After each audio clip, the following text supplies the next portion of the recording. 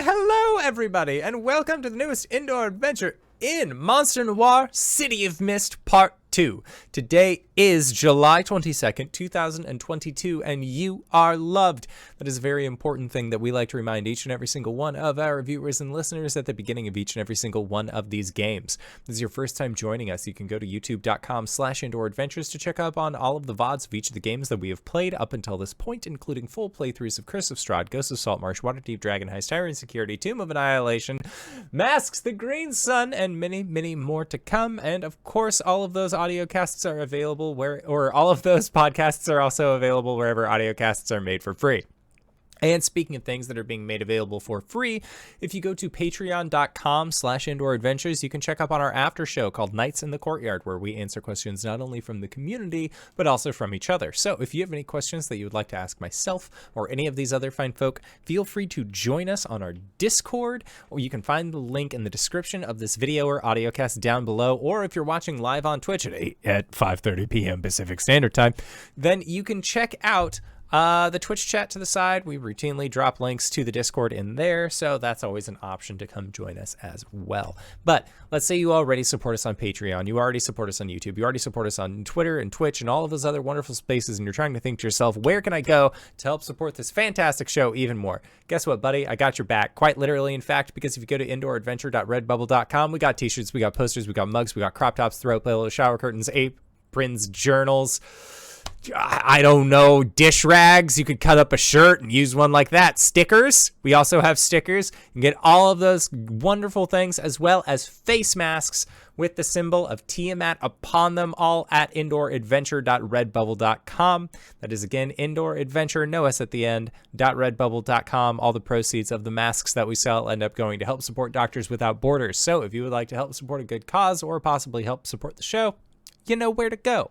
And that is it for my opening spiel. So, hey Satan, who you playing today? Hi everyone, my name's Satan, and tonight I will be playing Lilith, the Vampire Queen. She uses she/her pronouns, and I use she/they pronouns.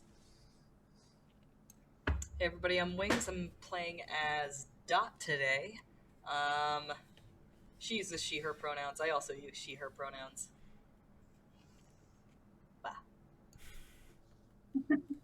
Right, I'm Jen. I'll be playing Beltane Hawthorne. I use she/her. He uses he/him, and he is the mobster fae. And I am the indoor adventurer, he/him, and tonight I shall be playing as Zeek Sullivan, a Lone Star, he/him. And I'm Greybeard of Greybeard's Tavern, and tonight I'll be playing everyone else in the universe. All right. As last time we left our wonderful individuals, do I have to tell people the deal every week nowadays? No. All you got to do is just the recap. They know what system we're playing. We've been in this for a while. Welcome to City of Mist. Yeah, it's always that we had that month gap for so long. Okay. So, last time on Monster Noire City of Mists, our new characters that we have never seen before, Zeek the cowboy and Dot Flannery the werewolf, unaware-wolf, we met up on a train heading to Port Ravcloft, and they found Beltane at they or he. I can never remember. Beltane's tailor shop. They met up with the Fae. They fought some spirits. Here, let's do an image montage. We have Zeek, said cowboy, grabbed on the arm. Some star mystical something or other by some ghostly, shadowy phantom things. Pow, pow, pow. He blasts them. Dot smashes with a big piece of a printing press, through some seats on the train. Beltane scares the living daylights out of some mobsters. They run out of the shop as we see Dot and Zeek approach the shop. They talk. They go up to Lilith's old mansion. they are poking around said mansion, and we hear the mournful music and the click clack of heels as we get the reveal on Lilith as Beltane comes onto the landing of one of the double stairwells in the foyer of the mansion, and that's where we begin.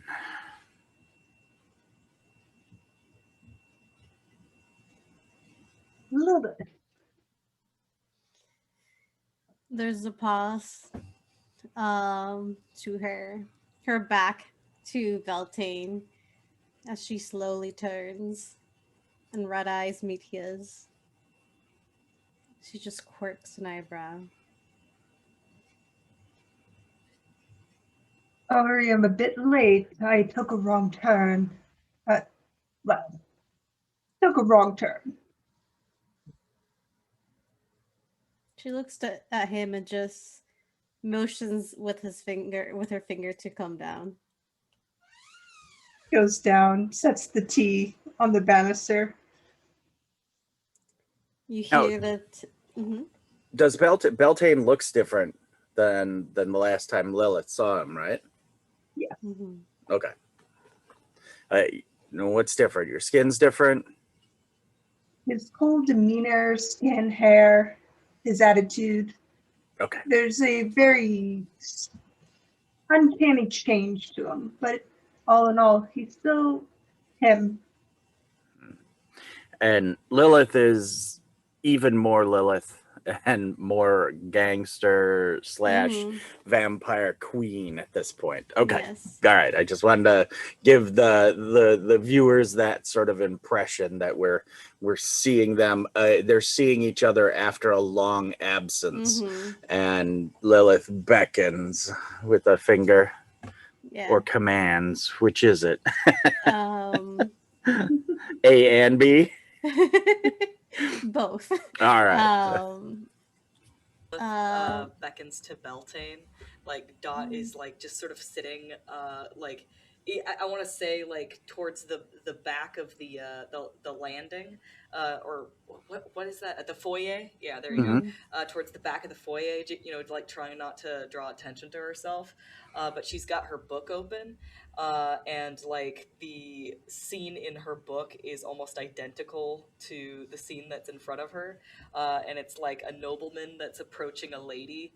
And they're all dressed up all fancy and medieval and stuff, but it's like basically the same thing.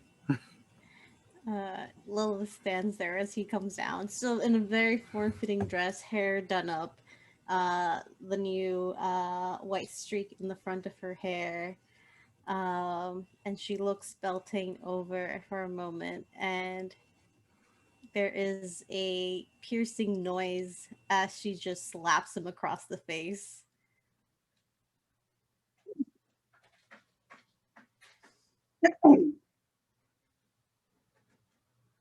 Deservedly, yes, but I'm here. I was searching for you. 20 years.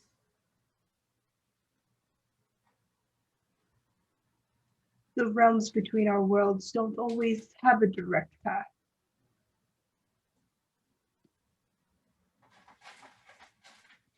It's been much longer for me, but I understand.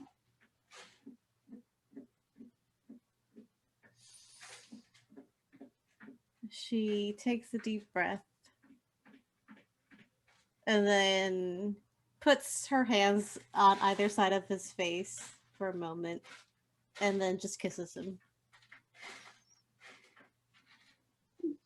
We'll learn to a hug and then press my head against Lilith and say, well, I owe a cowboy a very big favor. You're what now? Feel like that's the point where like door just swings open, like bottle of wine that you had forgotten about downstairs just like drained. Just there is nothing and no one in the. What are you? We know her. the contact I was telling you about. Let's see. Got a question for you. Where were you about 20 years ago? 20, 30 years ago, just offhand. Here? All right. Got anybody who can vouch for you during that time? I'm not answering his questions. You hear a hammer click back. It's a simple question, really. Just making sure that I can help you. Help me. That's correct. Darling, fire that gun and you're the one that's going to need help. How fast can you count? Would you stop asking that? Lilith takes 2 steps forward. Just a general Yeah. question. You're at my house. And it's nice. I'll give you that much.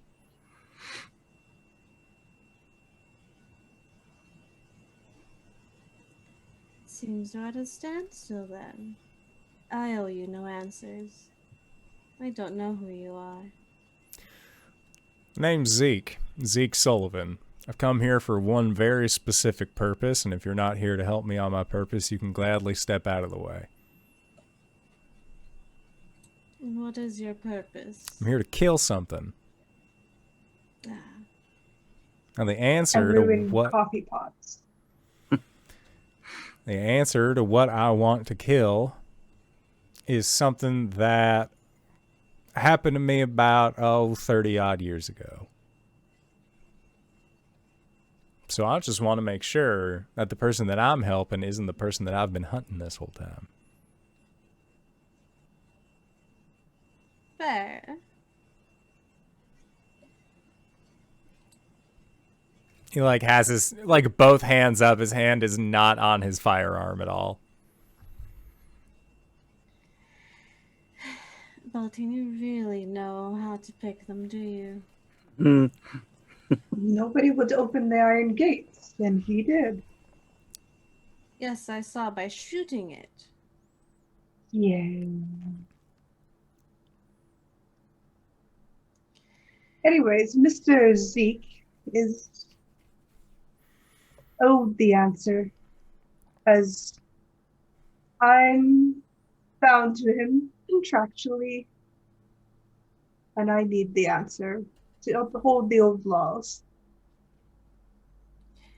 Well, I really do wish you find this creature and you find the help that you need. But if you do excuse me, I do have a 2 o'clock appointment I need to get to. That's fine. I'll be here. Cellar's full anyways, at least for now.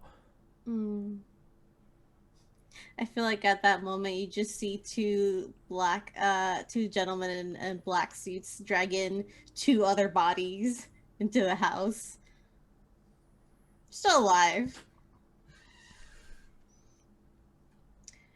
Now, if you'll excuse me, I must pass judgment. Take them into the music room.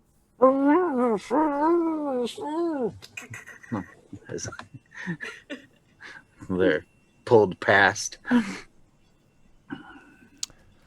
I ain't no lawman, but I'm pretty sure that's fucked. He says to Beltane as they're walking out of the room. Theories, levels, and depths of it. Turn to Dot. Are you supposed to see all this? I have no idea. Well, But if out I'm of not... the 2, I do prefer the quiet one with the book. Hi. Hello, dear. Hi. Quieter now. Hiding behind book. Lovely. You still got a giant brass flywheel with you, right?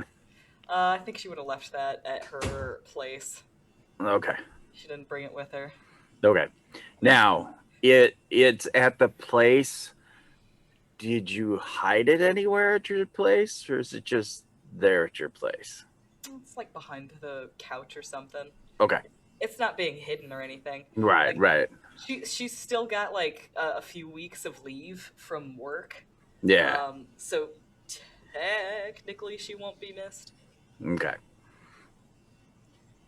Now, if you insist on staying here and demanding answers, please wait in one of the drawing rooms while I take care of business. He was already on his way.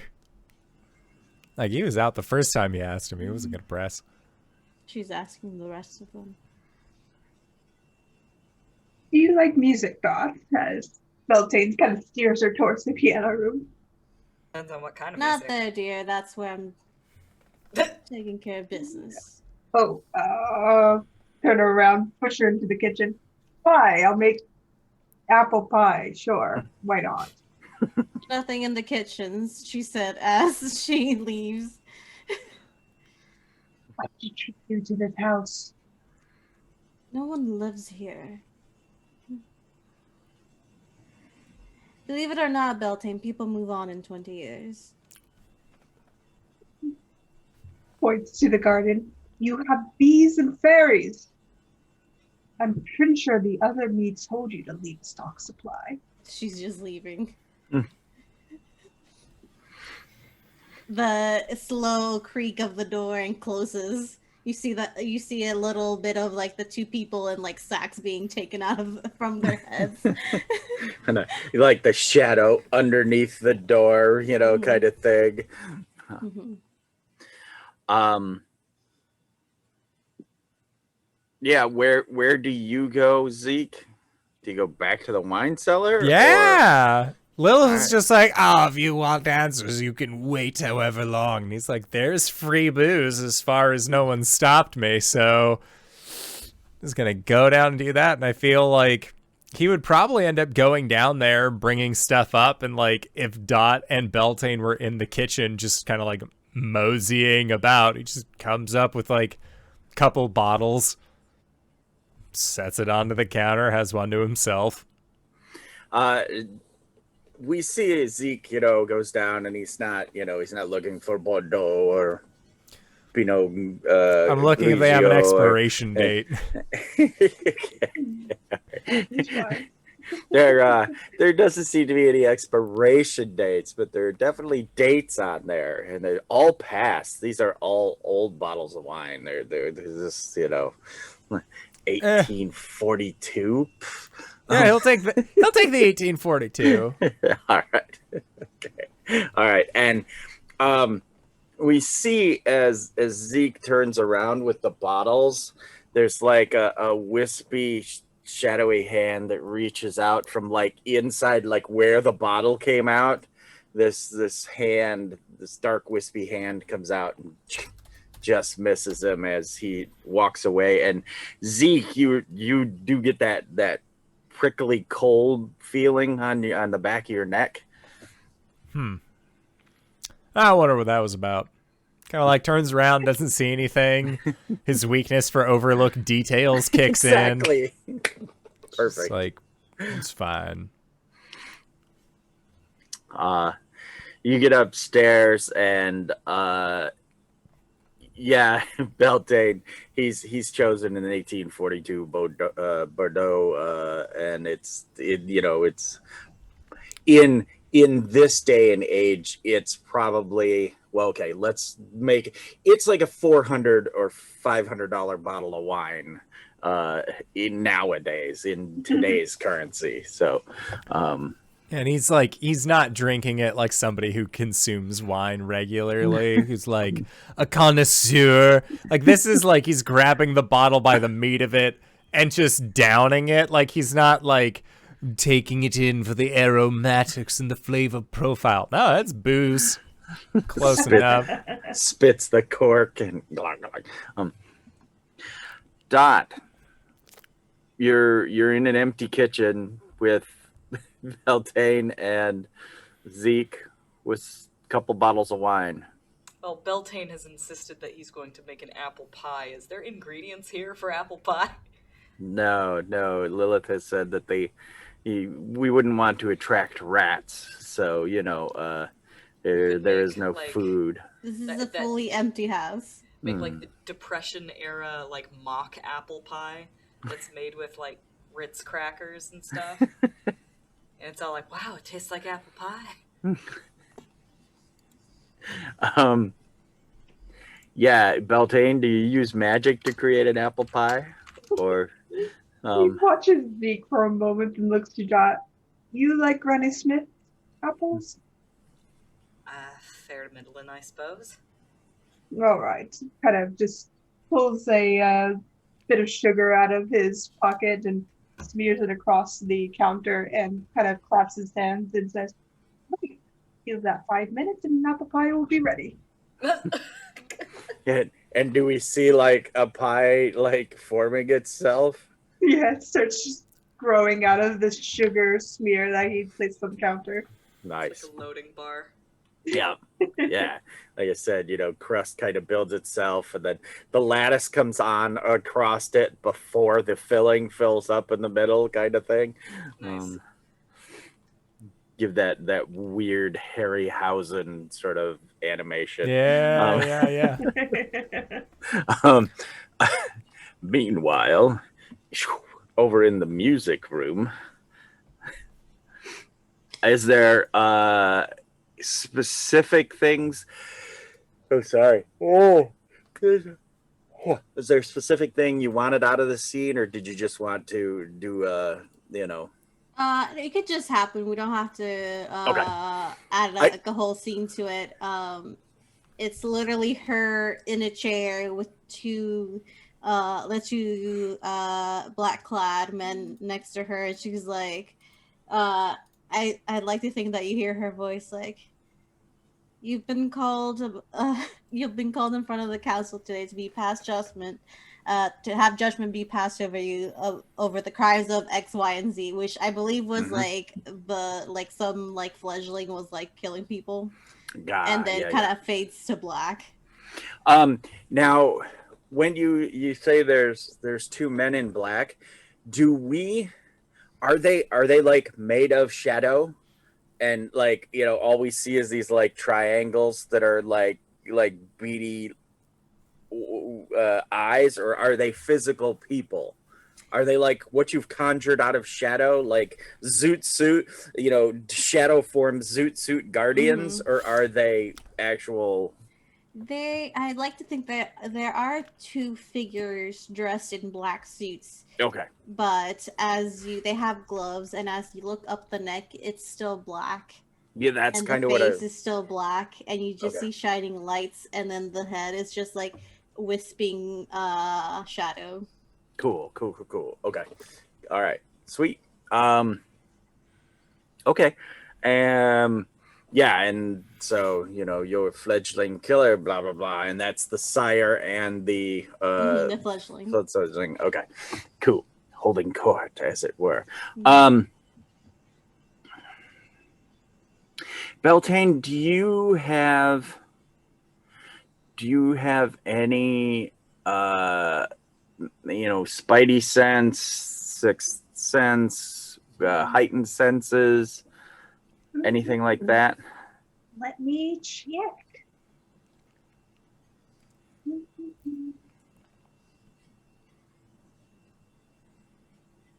Can penetrate magical wards. Okay.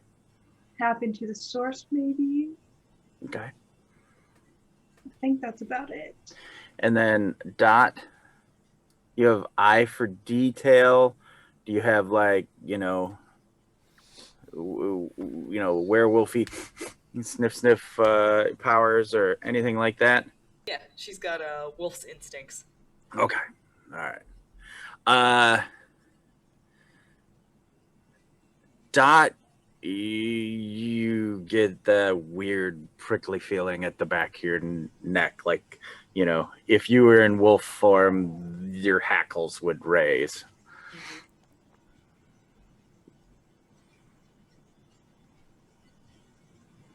I think that she's like in the middle of talking to Beltane, like, listen, when you said that we were gonna go and like talk to an old friend, I was thinking maybe an old flame, maybe a member of the Glitterati, but like,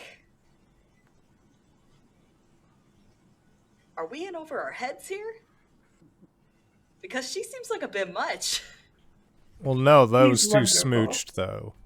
Yeah, we did smooch on the banister. You were looking in your book, but, like, they went like this. No. Oh no, I saw the smooching. That doesn't assuage my fears at all. I get the feeling that smooching with a person like this actually heightens the danger. Yes. As I push 2 plates of apple pie towards Zeke and Dot. She's a lovely lady. You should get to know her. I met her briefly in the 1300s. And she, like, gets that, like, weird, like, hackle-raising, like, something. And she just starts looking around. This place gives me the willies. She said it was her house, but there's not a lick of food here. There's all the booze you can drink downstairs, but other than this pie, I don't think that there's actually anything, like, for regular folk. Somebody, and if she'd been here for the 20 years that she was saying about, I don't think she's all right upstairs.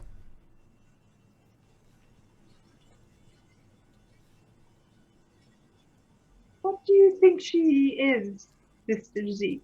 Bloodsucker. Well, that's not a nice name, but go on. Well, I think, well, she just had G-men show up and drag 2 people full black into a separate room, wriggling. She has a house up in the woods by herself. She's, what would be a better name to call them? Well, you could call them by their title, or you can call her by her official title, or you can just say her name. Well, she told me none of those things. Well, you can call her Lilith, Lady Lilith, or Mistress Vampire. What? Not doing 2 out of 3 of those, but Lilith. Oh, right.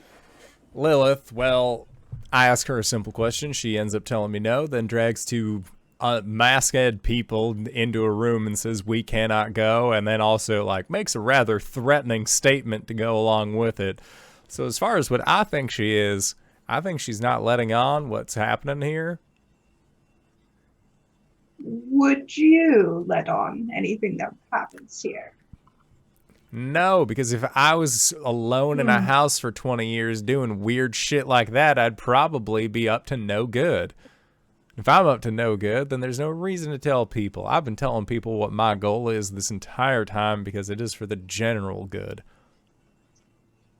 I think there's a bit of a communication barrier. You're human, yes? As far as I can remember, yeah. Cool. She and I are not of that persuasion. Yeah, you said you were like a third party kind of thing. Kind of. If anything, she was being polite. He didn't kill you. She didn't Bite your try. neck. She could have tried, but Mr. Zeke, he does have the answer. You just need to be patient. I've been plenty patient. But And I be was a told bit that I'd more. get answers. Eat your pie and you'll have your answers. Got any salt? No, I'm Faye. Salt is literally the worst thing in the world. Rolls his eyes and continues to eat pie. Dot, while they were conversing, like one of the gossamer curtains in front of some French doors leading to the garden or wherever, you notice they wave a bit. They do that subtle little.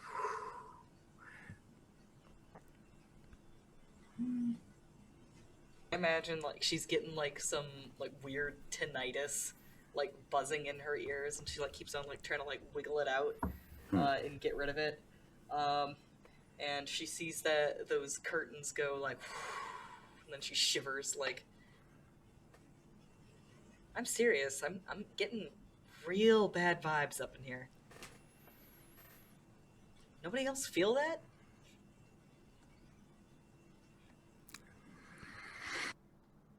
Feel what? A sense of disappointment for coming up to this godforsaken house? I will take your pie away, Mr. Zeek. Take it. There's plenty else to fill up on down in the cellar. Please, don't get drunk. Take a lot more than that to get me drunk, I tell you. Dot's gonna wander over to those curtains. All right. Yeah, there's like, it's colder over here on this side of the room. All right. She's basically gonna like nose around, you know, in the way that like you're not supposed to in a scary movie, where she like wanders off, like, you know, sort of Yeah. like rubbing her arms because it's chilly, and she's just sort of looking around like, what the heck is going on here?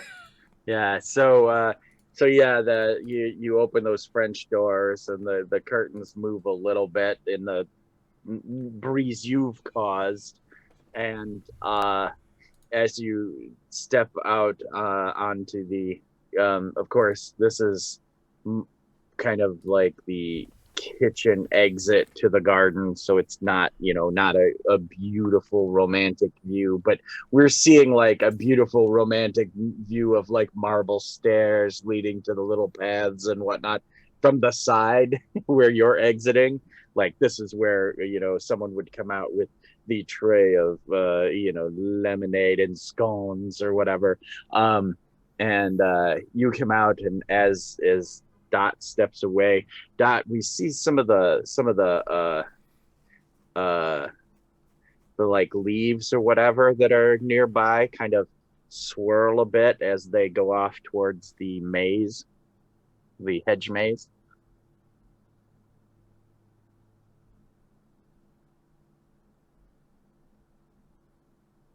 Curiosity's getting the best of her.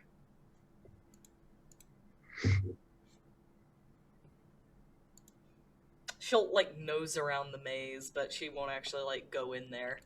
Okay. At this point, the other two of you in the kitchen there, you do notice the door open, and you see Dot down by the entrance to the hedge maze. I think Zeke's probably like, where's that strong girl at? Oh, hey, what's she doing? Like, then notices after like a brief look around, and just wonder the hell's she doing? Wandering the garden. Yeah, but it's nighttime. Most of the flowers are going to be like closed, right? Some of them. He does not like the way you say some of them. It's all right. The ones that feast on bones and flesh are daylight creatures. Oh, that's very reassuring. As long as she doesn't touch them. And at that point, Zeke just like stands up and begins walking after. Beltane takes the pie and follows after. Honestly, they're quite harmless. They're very nice once you get to know them. And you guys catch up because Dot didn't actually enter the maze, so she's just standing outside of the maze, like sniffing around. Yeah. I mean, like, it's what she's doing. She's not necessarily like thinking like, I'm gonna go and sniff around. But like, you know, like just kind of acting on instinct. Gotcha. And stop. Wake up, GB. Yeah, It's time for the stream. Exactly. You have to go that was DM actually the game. That was actually for the Sunday night game from weeks ago. I don't know why. Anyway. Okay. Let's see.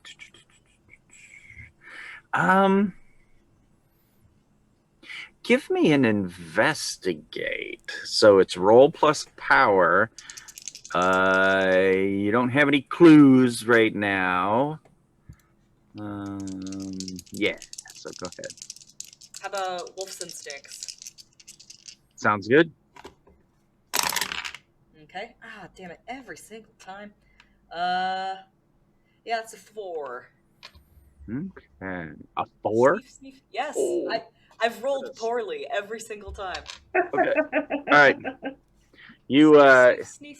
you get out under the full moon and whatnot, and you're. Am I supposed to be marking down failures, or? Yes. Oh, I have not been doing that. Where do I mark that? I have no idea. I don't know. I can't remember off the top of my head right now what the I experience think it's system. in improvements. Is Let me it? double check. I was gonna say, check on the sheet. It may Improvements and a flip side. have Yeah. Cool. All right. So, Dot, are you affected by the full moon? As long as she's got silver on her, it shouldn't. All right. I'm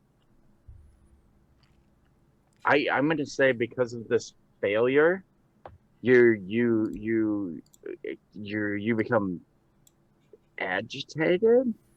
Something's not right. Like what is how does Dot change? So she has a silver locket. Right. Her mother has always told her. If she does change, what are the effects that happen? She turns into a great big hulking beast. But is it wolfen where you peel your human flesh off and or is it poof you're a werewolf, or is it like cute magic girl poop ears and tail? I mean, how does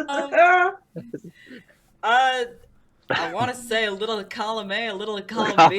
All right. Okay. Little All column A, little column C. Like it's still the Yeah. face tearing, but magical girl. Like Ears ears pop pop up. Yeah, up still. exactly. Like it's not a pleasant experience, but it's also Yeah. we just what I'm saying here is that if and you want her to have an Awu experience, one of her weaknesses is can never take it off, which like I would just interpret it as like a faulty latch or something. Like, Yeah. and she does like fiddle with her necklace when she's nervous, which she definitely is now. So Yeah. like it could just be this is the moment where it's like and boop. Yeah, let's do that, because let's have kind of a reveal where you're agitated and the moon is like on your skin, and it's almost like somebody standing out in the sun kind of thing. You're kind of like itchy and fidgety, and then you tug on your locket a little too tight, and it just like and They see a little flash of silver in the moonlight as something falls at her feet. She just kind of looks down like she's like, oh, shoot, I gotta pick that up. And then suddenly, like, she just doubles over. that kind of thing. Yep. Okay. All right. Yeah. Beltane, Zeek, Dot goes to pick up her thing, and then you think maybe she's gonna throw up or something, and then does your do you get the ripped shirt, kind of like bulging, werewolf muscles kind of deal? Yeah. I want to say that like her hair gets longer, and then like just sort of like spreads across her body. She gets a little bit. She gets bigger about the shoulders. And like there's definitely like some claw situation going on here.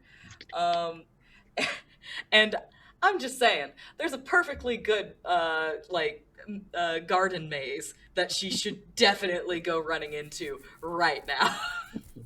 Yeah, you guys are like concerned because, like I said, she doubles over, and you think, oh no, the apple pie didn't agree with her; she's gonna puke, kind of thing. But then the shirt rips, and then she just can we do the turn the face up and wolf, and then bound into the maze kind of thing? I almost want to have there be just like, you know, like a moment of her looking sick and then just like a really fast movement and she's gone, so that it's not entirely certain what's happened to Perfect. her. Love it. Love it. Okay, yeah. So, and then she in the flash disappears into the maze. Zeke just slow head turns to Beltane. He's shoving pie into his mouth. Weird night, isn't it? Getting weirder and weirder. And I feel like he'd go over to where Dot was like crouched, and there's just like silver locket there. Just like pick it up. Sort of just like, and like, could I do an investigation check on the locket? You can investigate the locket, and yes, then I will say roll plus investigate. Okay. So, I would like to investigate the locket. perfect. Then I'll do the thing. Gotta investigate. None of my skills are useful for this. But you do have a weakness, I do, which is overlook details. so -1. A 5! Yeah, This thing's useless, and he'll just toss it over his shoulder. Belton catches it, puts it in his pocket. I'm gonna go get Lilith. You stay here. Definitely don't go into the maze with Brenda Lowe's gargoyles and Dot. Rindy Lowe's gargoyles and Dot. The locket itself, I feel like when you imagine a locket, like everybody thinks of like a little heart-shaped whatever. It's not heart-shaped. It's like an oval, the kind that would have like a cameo inside. yeah. It's got like all this filigree and stuff. And Beltane, looking at it, you recognize the plant that is engraved into it is wolfsbane. Oh, delightful. As he turns around. Remember, Zeke? Yeah, fun. I heard you. And I think with your Beltane, with your, I almost said elven eyes, stupid Legolas. With your fey eyes, I think when we get that wolfbane thing, we kind of move in on it, and the plant itself, it looks like it grows over the locket, kind of thing, and it shimmers silver, and we get that feeling of like we somehow know that it's wolfsbane as the audience, and as you know, as Beltane, you would obviously know what it is. And yeah, and then it's resting in your pocket. We get that sort of ominous view of it in this fine woolen pocket, like glowing a little bit, like with moonlight. Yeah, and then you go to get Lilith. Zeke, do you stay there? Hell no, I'm not gonna stay there. I'm going into that there shrubbery maze. All right. Are you prowling in, or are you running in? There is a definite prowl to find out what is going on with his new friend Dot. But it's one of those, like, as he's going around, like, his gun's out. He's like Dick Tracy in like lamplight kind of thing. But rather than calling Dot by her name, he keeps calling out Bookie. Bookie? That's cute. All right. Just, hey, Bookie, you around here? Weird girl. Roll plus power, but you can add anything that is sneaky. Nimble as a fox. Bingo. There's one. Super speed. Sure. Okay. Sure. Because you can zip from shadow to shadow. Yes. For a 9 in total. All right. Which is a success, but it's not a successful critical thing. Dot.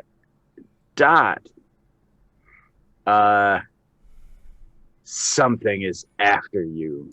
something is hunting the hunter. Mm-hmm. Yep, she's creeping. All right, give me basically a roll plus power for sneak around. Sure, she's got a power called, but they can't hide. Okay. Definitely in your wolf senses. Yep. So at least plus Ow! 2. 2 1s. Oh my gosh.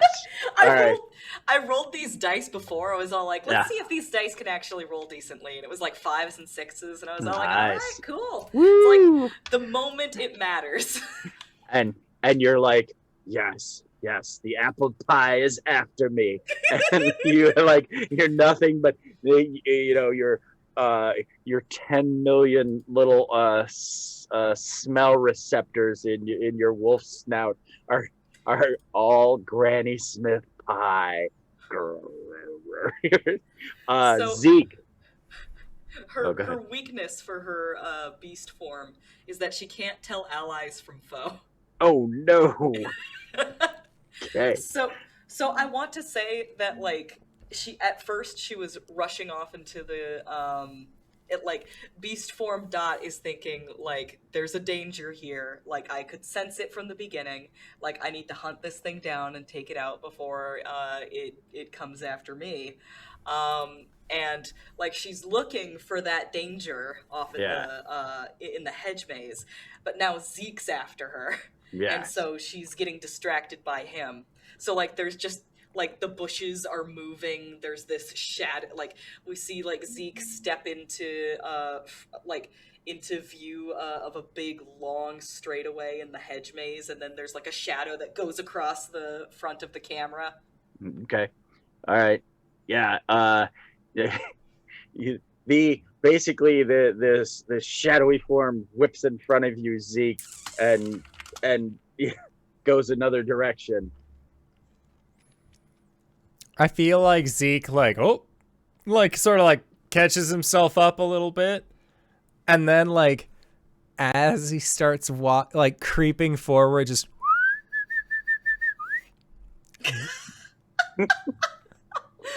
Rude, but acceptable. Here, Bookie. Like he's just like creeping forward, doing his best to just like come on, come back to me, and like he's just like he has pistols out, but just in the like animals get scared at loud noises. He doesn't want to shoot her because she doesn't seem like she's in full faculty, but just like bang bang, make loud noise near you. And then if she attacks, he's got the silver pistol. Like that one's fine, but like doesn't want to. All right. So as that tension builds, we get that sort of like whoosh, the zip. Oh, this is Zeek moving, and then this is the maze scene from The Shining. Like when they're running through the topiary maze. Like it's that level of like. And the moonlight is cast in such that we get these weird cut angles where there's just darkness. Oh yeah. And so as Zeek turns a corner, he just disappears for a second, and then he takes a step, and then he kind of half shows up out of the darkness, almost like the Colonel in Apocalypse Now. Just comes out of nowhere. Meanwhile, back in the mansion, towards the music room, Beltane, you've arrived at the music room door. Lilith, has your in the scene has your business concluded? Muted. I would say so. Okay. I'd like to think that as he goes to knock or open the door opens, and it's one of the men in suits, or like figures in suits. They're kind of genderless. There's shadow. One of the figures in suits opening a door as she starts walking out. Okay. So, how do you like your supernatural? Newborn, chasing after a human in your maze. That's not my problem. It will be. Pull out the locket and show her. If I understand correctly, there's a werewolf pack somewhere in this town.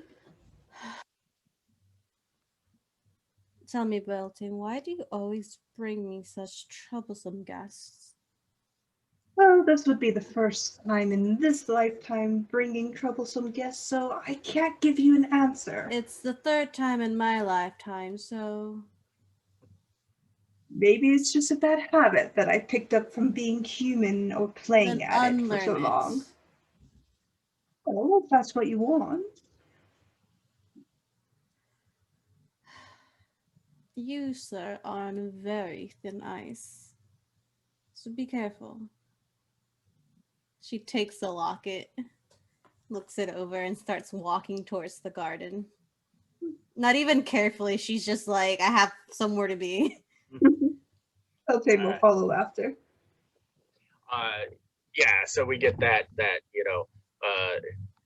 you have a business suit or pencil skirt or what were you wearing? It's a form-fitting? like a form-fitting dress. Yeah, so we get the heels look and then Beltane with you. And where did the shadow men go? They are taking care of what's in the room. Ah, got it. Okay. All right. So that's and they are gonna vanish then. They are taking care of that problem and out of the so they are out of the purview for now. Okay.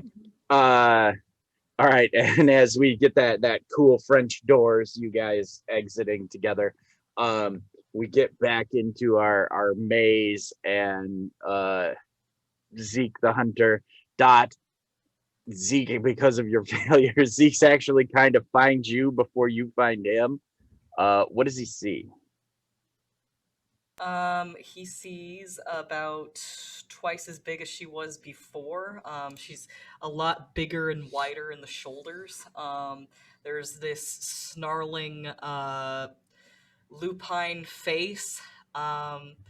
And like it's the same fur color as what her hair was. Her overalls are still just barely hanging on. Like it's a Hulk situation where the shorts stayed on. Right. And I think most telling of what he's dealing with here is the handkerchief stayed on as well. Okay. Ears are they just have ears poking out of them. Yeah, exactly. But she is snarling and stalking, and it's pretty clear that there is no Dot. There is only a Woo.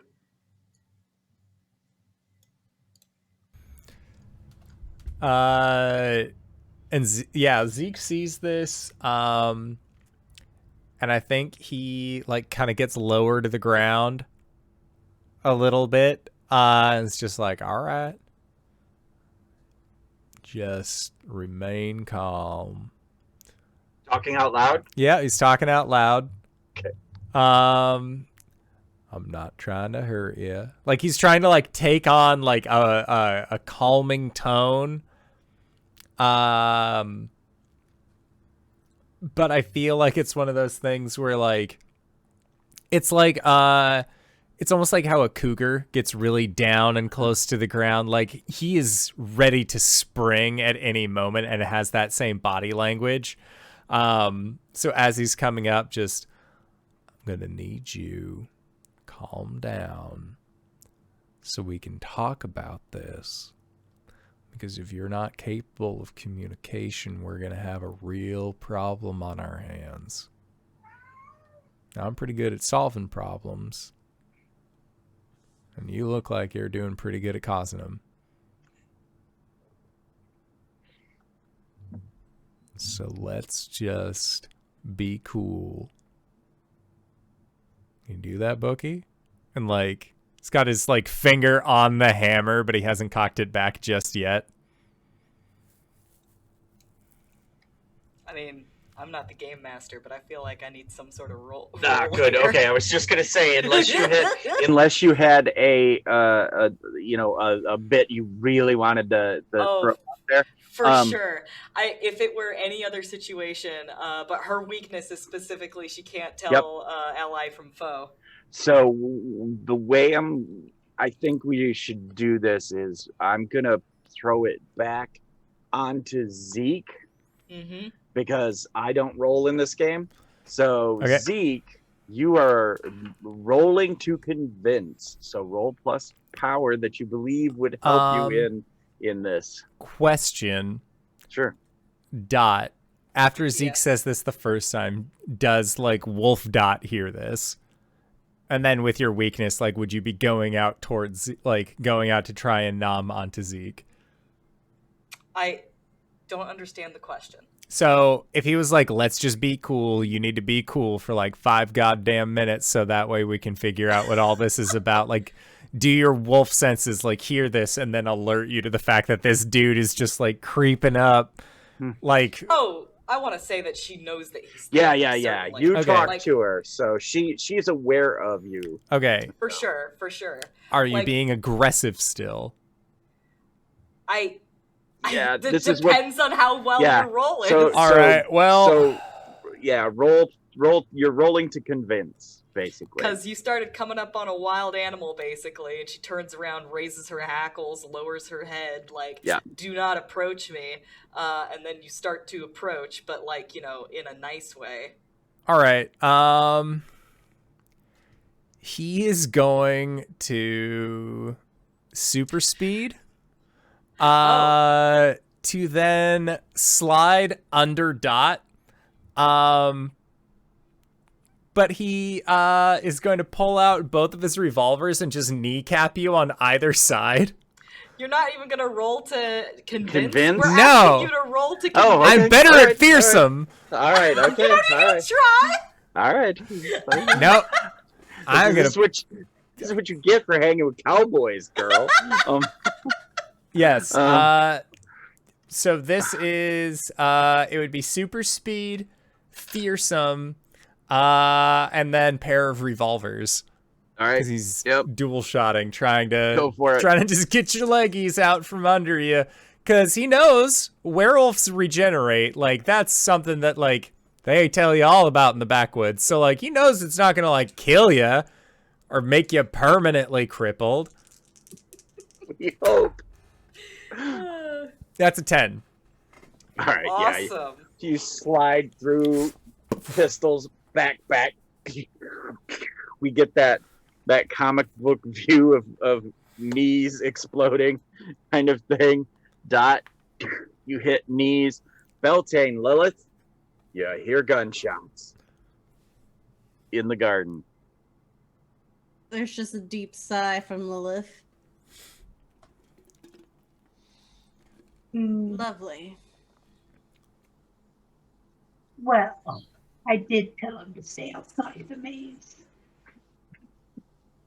Yes, I can see you did everything in your power to try and stop this from happening. Thank you. What would I do without It's not you? mine to command.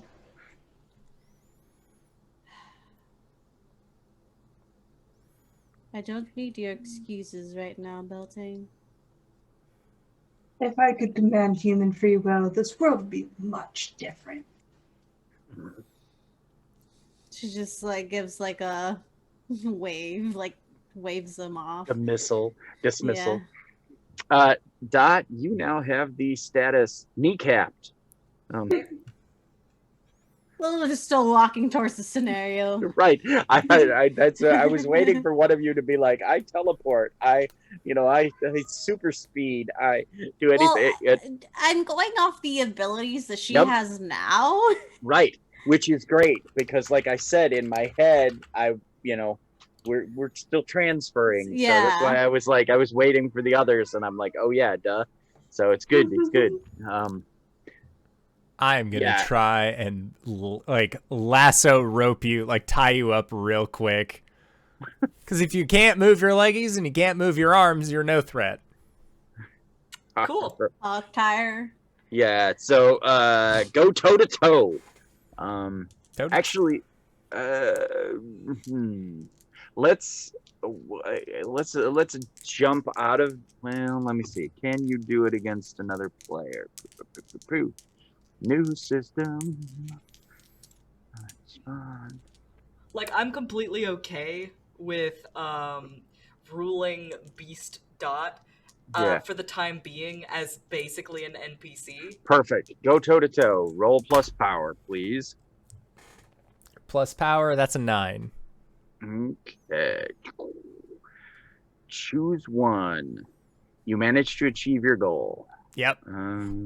Just tying the That's big it? werewolf That's- up real All right, quick. all right. Yeah. Yeah.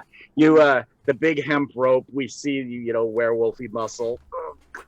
And we hear the hemp stretch and strain. And Wolf Dot's a little snappy. They're snarling, they're snapping. Yep. It, it sounds like a dogfight. Nice.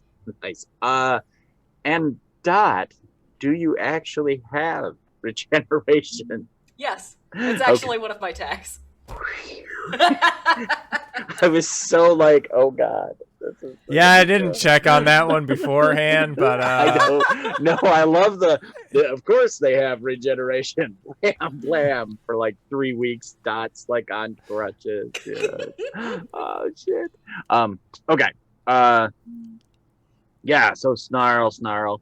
Beltane, Lilith, you of course. Well, Lilith, you know the maze. And Beltane could probably talk to the plants to get. Anyway, you come upon the scene. The Zeek has werewolf Dot tied up, and there's some blood. Yeah, there's some blood, but her knees seem to be bringing themselves back together. Okay. So right now she's like she's tied up. She's Yep. can't really move. Okay. Well, at least one of you is capable.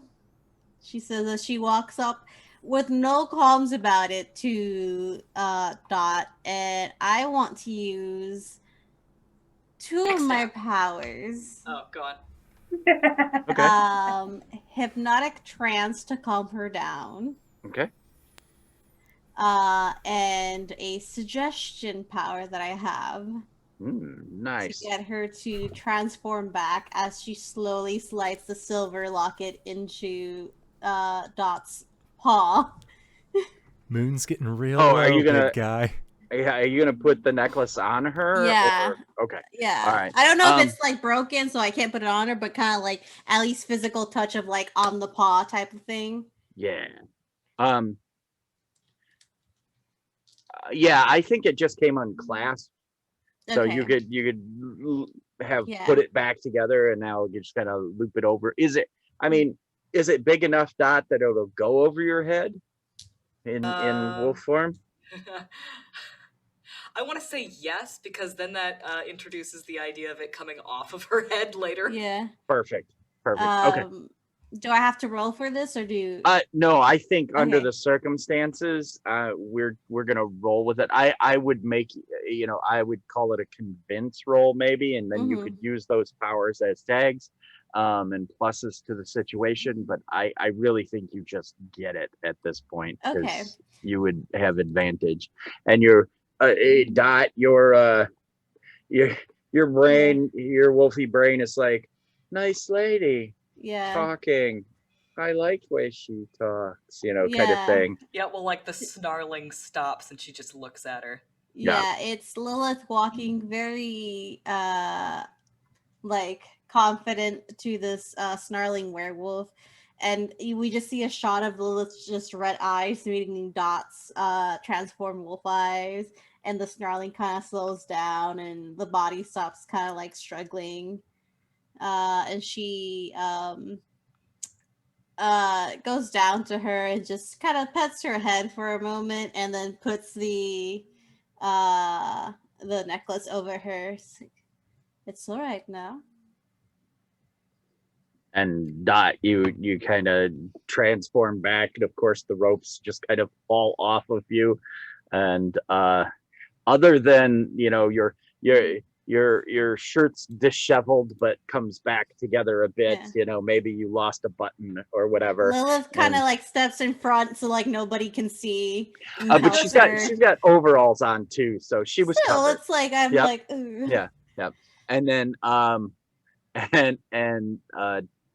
Dot, other than the now big 50 cal small holes where the bullets went through the coveralls, and the massive blown out sides of the knees on your overalls, where the 50 cal exited They're just shorts now. Yeah. Basically, do you do that? Do you rip them off, or do you just leave them with big holes on the sides of the knees? I think that she she shrinks down, she sits up, kind of like looks around like confused, and then she looks down, she says, "What the hell happened to my overalls?" Lilith just offers a hand to help her stand up. Oh dear, you are very much a baby. What? Come on, up now. She'll offer her hand.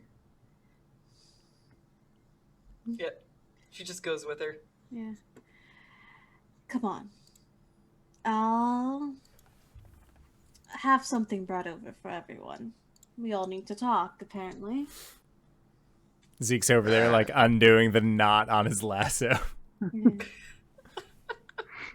right. Rolled up. Yep. And it's like Lilith kind of starts guiding Dot. And it's quite a change from the very cold demeanor. Like, she's still very professional, but she's actually being very gentle with Dot at the moment and guiding her towards the house. You've activated my trap card. Colonel Instincts. No! And Beltane, the flower, the like moon lilies that are open, kind of like turn and watch you go.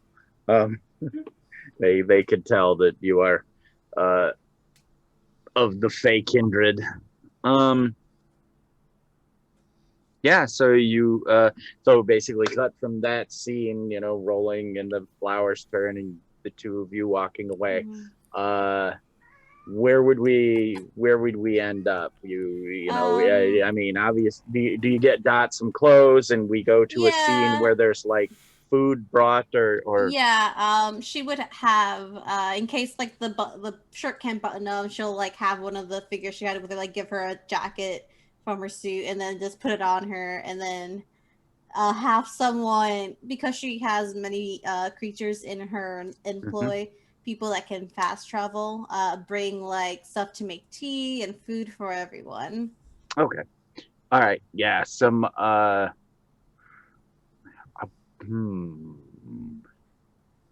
yeah, some shadow servants show up, and then very shortly after, very shortly after the what we see initially is a news truck pulls up and newsies jump out, and then they go to the back and they roll up the back of the truck, and they start grabbing out food and things. And then when they turn, we see that they're goblins, and they come in with food and whatnot. And the shadow servants start making tea, and we have you all sitting around. And how does the discussion go? Or I like to think she brings them to like a drawing room where they can actually start a fire in the fireplace, and she's sitting in one of the very comfortable like big velvet chairs, and motions for everyone to sit down as tea and food gets brought over and the door closes behind the servants. So, to what do I owe the pleasure of your trouble? Zeke just sort of looks like I already told you why I was here. Yes, to kill something. You're very vague. I'm sorry, I was only 10 years old when I saw what it was. I've been trying to figure it out ever since. Have you? No. All I know is that it's undead, has big old claws, doesn't leave any foot tracks when it leaves or enters a building. That can be many things. So that's why I figured the only way that I knew, or at least the headway that I got, was that it was coming onto your seaboard. Along the way, I ended up meeting your friend who said, "Oh, I think I know somebody who might be able to help you out. I promise that they'll help you out on the condition that you help me get to them." So I fulfilled my end of the bargain. Now you're making your friend look like a liar by being obstinate. Well, I didn't make the promise now, did I? You did not.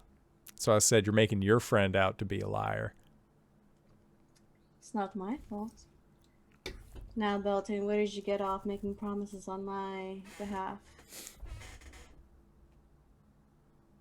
I thought from our familiarity in the 13th century, you conducted such things. Maybe I was mistaken. Oh dear.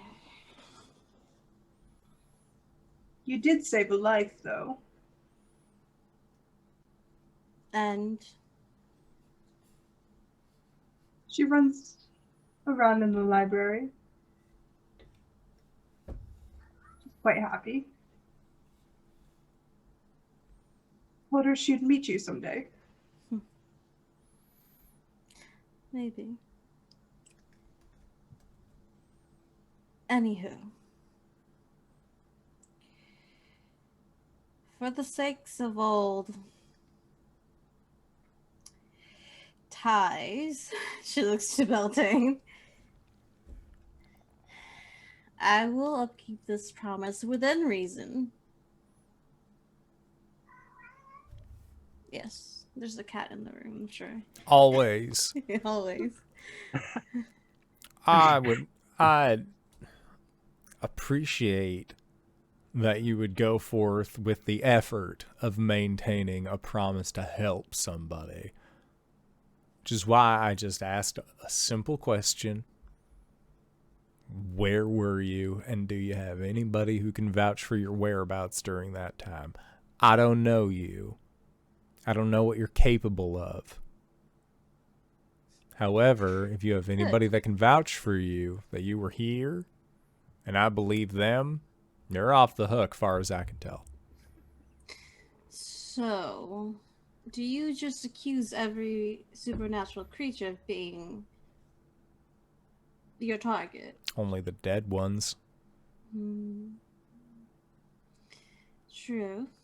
Well, do you have a more specific date? 20 or 30 years is very vague.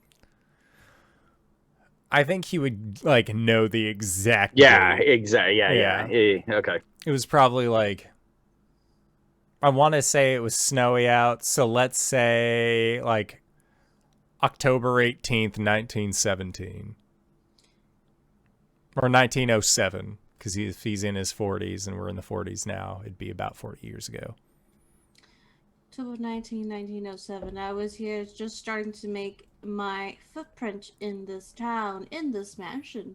I no longer reside here, as you can tell. I would say Beltane could vouch for me, but this is not the same one. You got, like, multiples, like a factory that makes these weirdos? No, that would be devastating. My people are quite hard to kill, so when you change a thread in our timeline, we just continue to exist. It was a different version of Beltane that no longer exists, and this one took its place. It seems. Well, we could check property records. Purchase of a house this caliber would make the news in some manner. I'm sure Dot could ruffle through some papers at the news circulation of some sort. I have all Staring my down into- paperwork. She's like staring down into her tea, like kind of trying to put together what exactly just happened. Don't worry, dear. We'll get to you in a second. She'll kind of give a wink to Dot.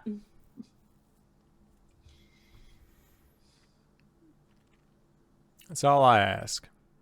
A little bit of verification before occupation and employment. I don't plan on staying at this place. I don't plan on living here, if that's what you're worried about. Besides, there ain't no food here, and I found a rather comfy spot above a defunct law office for a Dewey, Cheatham, and Howe.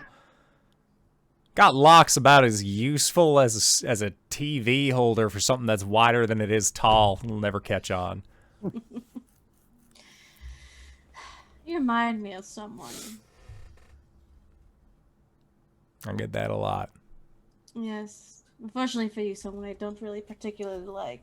That's usually how it goes. But I can understand a man on a mission. Especially for revenge. Now,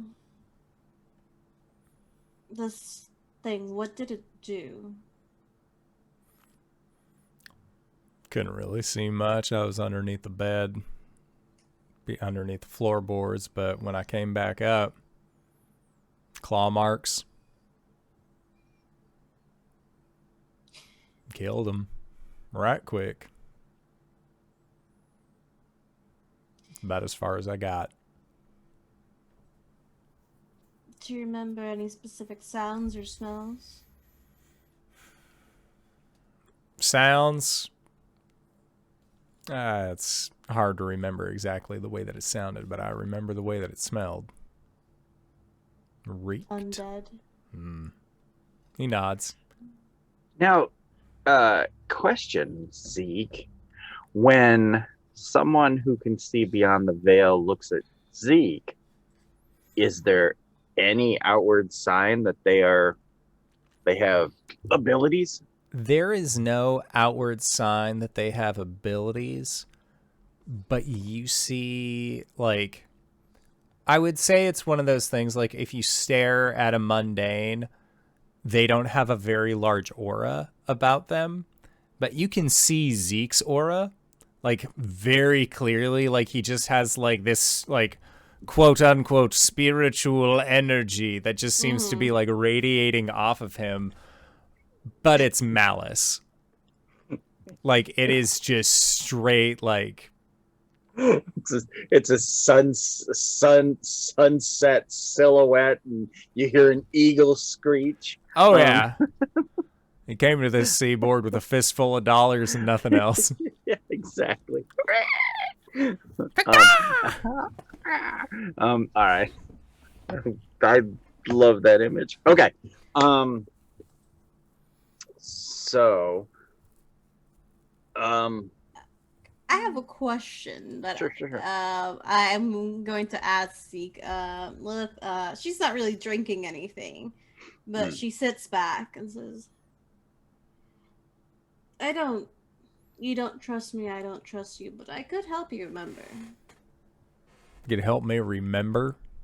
Yes, get more details. It would help.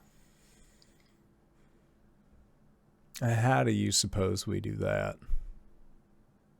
Same way I convinced your friend over here to turn back from a werewolf into a person.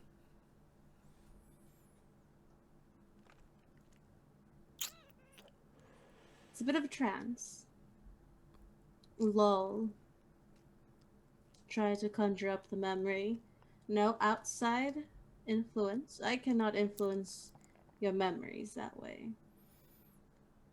And Zeke looks over at Beltane and says, like, just sort of gives him a look, and then, she telling the truth?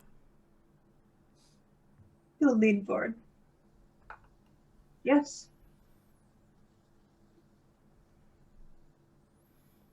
All right, then, Lilith. Let's see what you got. All right. He'll take a seat down and take off his hat. Now, GM, this is not an ability I have. This is a mixture of the abilities that I have that I would like to have this sort of effect on him. Is that something that I could do? Yeah, this sounds fantastic. We're gonna roll it as if it were like a convince roll. Okay. So, roll plus whatever you want to put into this. Basically, whatever you believe power wise fits in, minus any weakness you and or he might have. Overlook details. Yeah. So I do have hypnotic trance to kind of lull him into it, Mm-hmm. and then suggestion that I can kind of suggest to isolate that memory. Mm-hmm. And I do have mind reading that I could also see it, but I don't see how that exactly, like, that's up to you. That's one of the, like, a more iffy one. Yeah, so let's call it 3 to the good minus his 1 weakness. So it'd be So a plus plus 2. 2. Yep. Okay.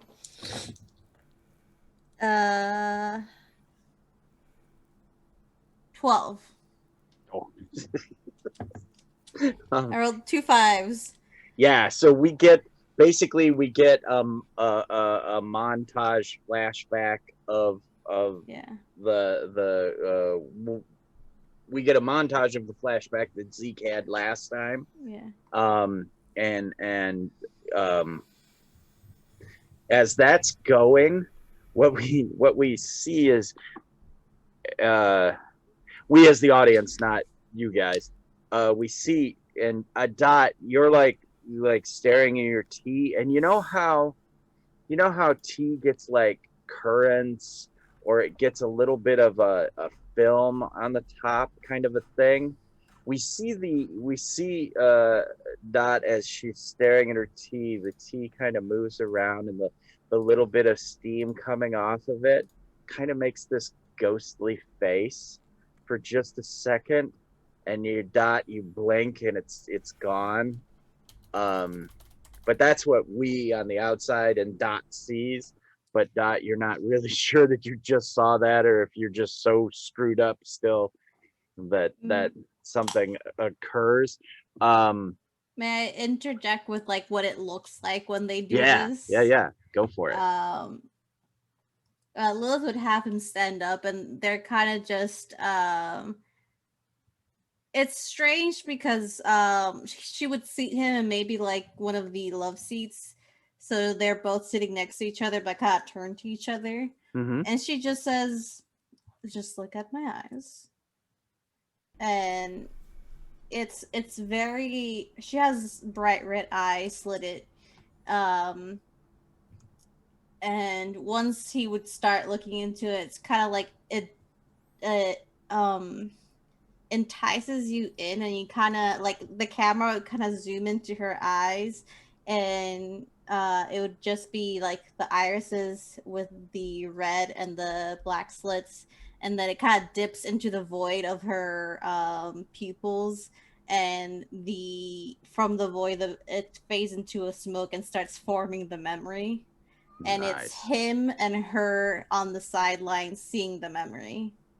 Oh, nice. So we get the crackling fire, and you guys in the thing, in the love seat, and then as it turns to look, or we're looking past you from, like, we're standing in the fire, we then see the cabin. And I think Zeke, you are feeling that fear and stuff as the little kid, but you're able to detach yourself a bit from it. You best believe I'm able to detach myself from things. Trauma response. Yeah. Trauma. And so now you're like watching, and you're getting kind of more of the details and stuff. And as we're replaying the scene, and your parents lying there and such, the detail we gain from the situation is we see that as they are lying there, that starry vapor kind of thing that happened to your arm, we see the creature's massive claws like over top of them, and we see it breathing in that kind of starry vapor, but from your parents.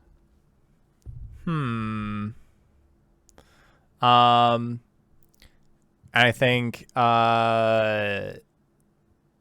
Zeke just sort of like, he is looking at it, and Lilith, I think that you probably noticed this when, like, you first had him look into your eyes, but the mentality that he has, like just the base look that he has, is like he has pale green eyes that have lost everything too many times. And he has the willpower to do something about that.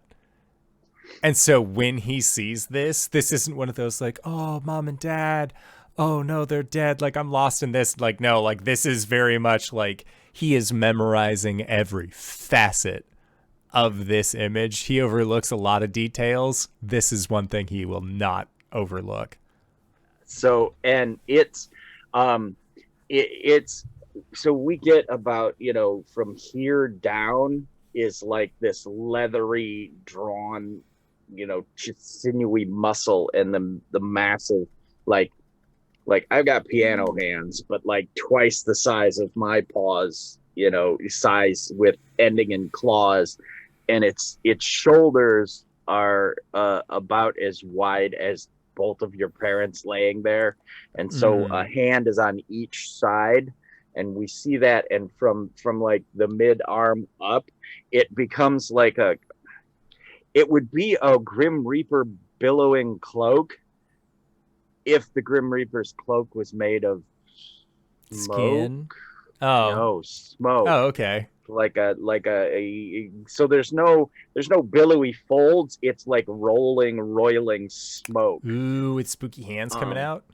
Yeah, with the creepy Yucky, leathered I hands love it. coming out of it, and then like I said, then that sort of star vapor is being absorbed, like breathed in through where a face would be. And I think like in this memory, Lilith, you just hear Zeek. He doesn't look at you, but he's directing this towards you. Just, you ever seen anything that can siphon something's energy before? I believe I've heard reports of it.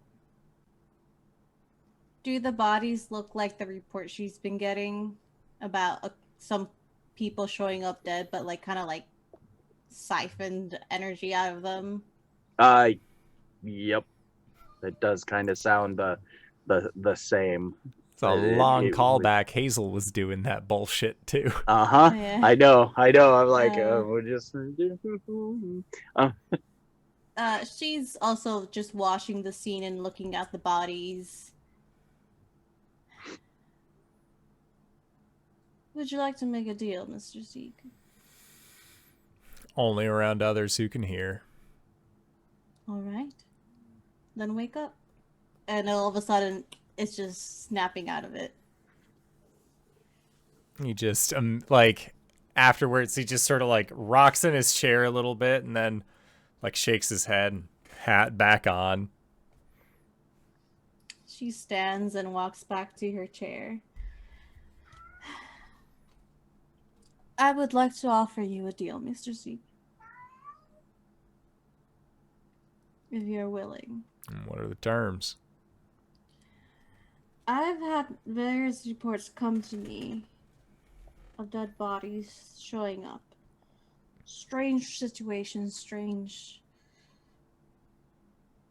death. Not unlike what I saw your parents look like. I have places, dates, areas, numbers that could help in this hunt. To track this creature. Or creatures. I helped you zig it out for your revenge. You helped me eliminate it as a threat. He takes a deep breath, like straightens out his duster a little bit as he stands, walks over.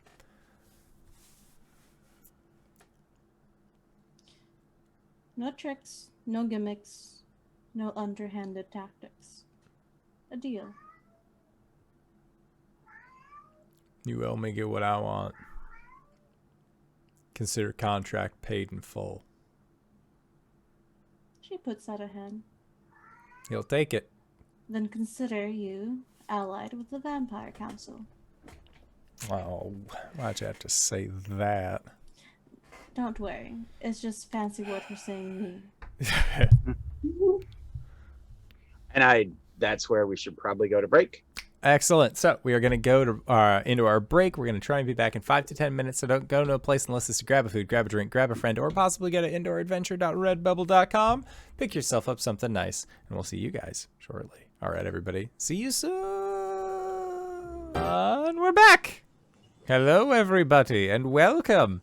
Zeek just had a little bit of a flashback memory thanks to one lady Lilith, whom Zeek will never call that under any circumstance ever. Don't get your hopes up, kids. But he has found out quite a bit about the creature that he is pursuing. GB, take us away. We left upon the scene of the deal.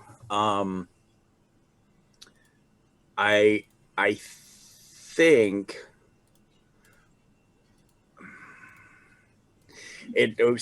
so again, doing a whole story arc, I don't know if I want this to happen yet, but let's go for it. So the scene, shaking hands, that kind of thing, and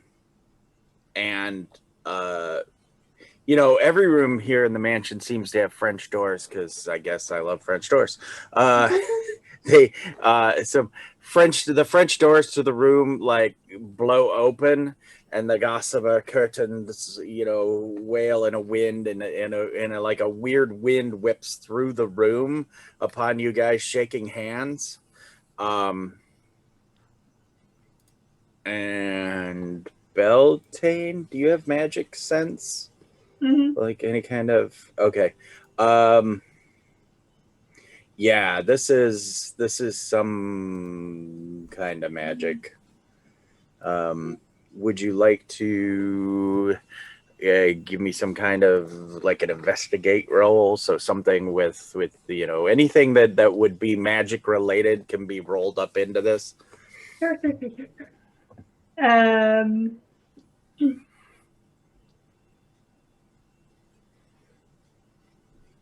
Let's see. Ancient magical history, the old laws, and promises kept by Fae. Okay. All right, roll it up.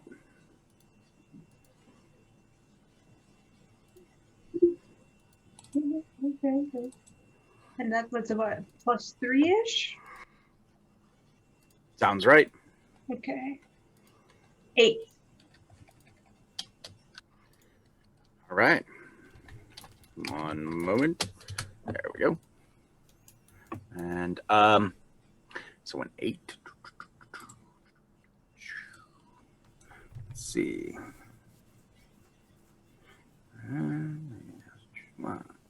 All right.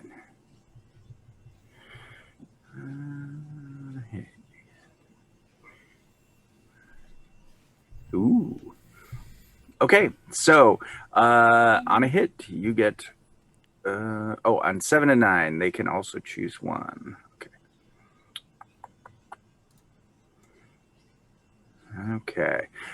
When you use your ability to seek answers to burning questions, roll plus power. On a hit, you get clues equal power. Spend your clues 1-to-1 to ask the MC questions about the subject.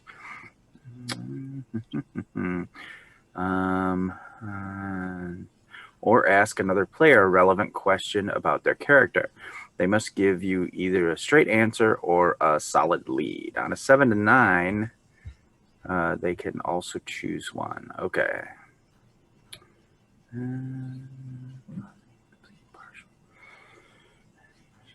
All right. Okay. This is we're gonna go with it's really old magic, like dawn of time magic, probably pre-Fae or right in the age of Fae. Mm-hmm. So yeah, it's not coming from their bargain So it's not like some external magic where their deal, created a pact or something.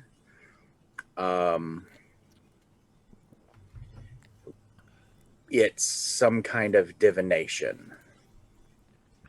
Yes, those three. Okay.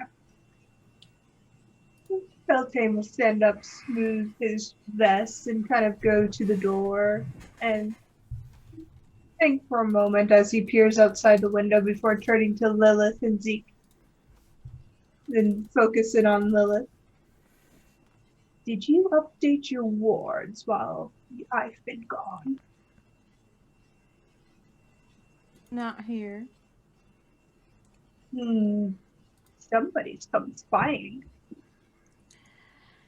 Then, shall we move this to a more secure location? I think we should. Look to Dot. Are you dealing with this? She like looks up at you, and she's like, I think I'm following pretty well. Fantastic. Has anybody checked in the hedge maze yet? Because there was something in there with me. Something really dangerous. Yes, Mr. Zeek was in there with you. Oh, you'll make me blush. Sorry about your overalls, by the way. Kind of shrugs, looks back at Darity. I am not a werewolf, clearly, but I can help you with your situation should you wish. How do you mean? Get you in the know. Get you in contact with other people of your kind that can help you through it, help you control your shifting, your instincts. I do not want freshly turned people causing more problem in this town. Those two people that you saw being escorted in, you see, they broke the rules. They hurt innocents. Their case was brought upon them, and judgment was passed. And I do not wish to pass judgment on you at some point in my lifetime. She nods and sort of grabs at her locket, and she's like, I don't think I'm necessarily freshly turned.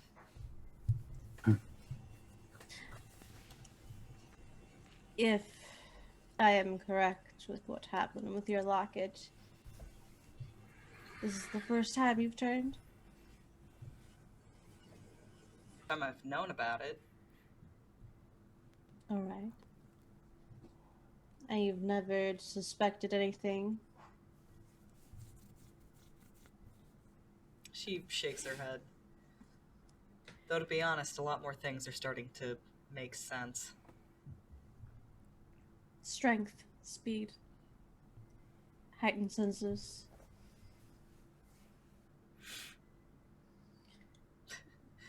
The reason I can't use an outhouse. That's more and more adorable by the minute. Right. I think unless there's anything that needs to happen, we'll go to the next day. Yeah. I think that night Lilith will take them to the castle that's hidden, that has the wards updated, that is made to not be found or spied on. Yeah. But they ride in cars that have blacked out windows. Neat. Cool. All right. Now, are they blacked out windows like paint, or do you use like shadow to shut them out? It's paint. Okay. All right. So I like the image of the next day. Dot has like bandana patches on the holes on her overalls. Oh no. Where, so she had to take another one of her bandanas and quick that night sew patches into it. So she's got these cute little matching bandana patches for her overalls. She also would have been provided clothes should she wanted to. I think that like she's done some quick like modifications to her overalls, probably with Beltane's help, since he's literally a tailor. And, like patch up the overalls and then like fix them so that fix them so that they don't actually like go up over the shoulders necessarily, but like cut them off and like get them to like tie around her waist. So we've got kind of like Chell from Portal 2 action going on. Oh, I was gonna say, or turn the top part of the overalls into suspenders, so that they're elastic, so that you just grow into them. That's why I laughed, because I had the thought of suspenders in my mind, and I was all like, you know what, I'm gonna save that. I'll save that for later. Awesome. We're gonna have a makeover scene later where she dresses up, and there's gonna be suspenders involved. Perfect. All right, cool. I'm also thinking like really low neckline, like super low lesbian ass neckline. Got it. Listen, if you had asked me what Lilith gave you, it would have been very much like nice dress pants, suspenders, and a button-up shirt that has a low neckline. Yep. I got you, baby. Oh yeah. And that V comes from here to here, Yeah. when you stretch out. Well, like really high-waisted pants, and then a neckline that goes all the way down to the pants. All right. Fashion aside, close that. Look here. So next day comes. What do you do? We got taken to a castle in the middle of the woods. Yarp. You know what? Yes. That's fine. That's not weird at all. Here in America, we have castles. We got castles in Ohio, but nobody goes there because Ohio's not real. It's actually a monster. It's going to swallow everyone. I think so too. I think that Zeek probably like woke up early. It's just like seeing like goblin hand servants run around, just like, oh god damn it. Like this is I would have felt better at the abandoned law firm. Why did I agree to this? Where were you, goblin? Where were you? I wasn't even born yet. Tell me everything you know. No. Yeah. No, I think that like out for everyone. like if anything, Zeke's like idling around early in the morning, just like, does anybody like asking like anybody here know how to make a decent cup of coffee? I got you, boss. Come on. All right, and like he's just like he's awake, but he knows that like if Lilith's a vampire, business isn't gonna start getting conducted until at least it's like 6 o'clock. Right. So Lilith, did you give him the details for those bodies that recently were? No? Okay. All right. So they have to wait until the next night until you get up, or are you going to be awake during the day? She would be awake. She does have sunlight sensitivity, but if she does go out in the sunlight, she's not going to burn like a fresh vampire would because she's older. Okay. So I'd like to think that Zeek is just like waiting for his cup of coffee. Oh, she's not gonna be awake till she just walks in. Okay. Imagine like he's muttering it like openly too, where it's like I ain't gonna see her until 6, and then just hello Zeke, just Good morning, Mr. Zeke. If it's a Mr., it's Mr. Sullivan. You can just call me Zeke though. Good morning, Mr. Sullivan. And then Dot, Beltane, early risers. Where are we at for the breakfast meetup? Beltane comes in with a armful of freshly cut flowers, puts them in a vase, arranges them. Shall I make tea, coffee, eggs, bacon? Breakfast has been already made for everyone. He pushes a plate to the ground. I can make a better breakfast. It's fine. No.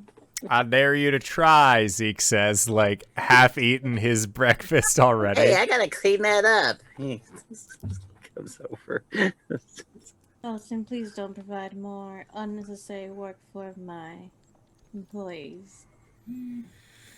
No, go right ahead.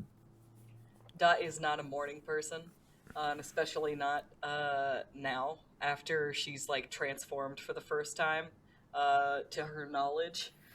She's got like sore muscles, and she like slept real hard the night before, and she would have liked to keep on sleeping, but she was woken up.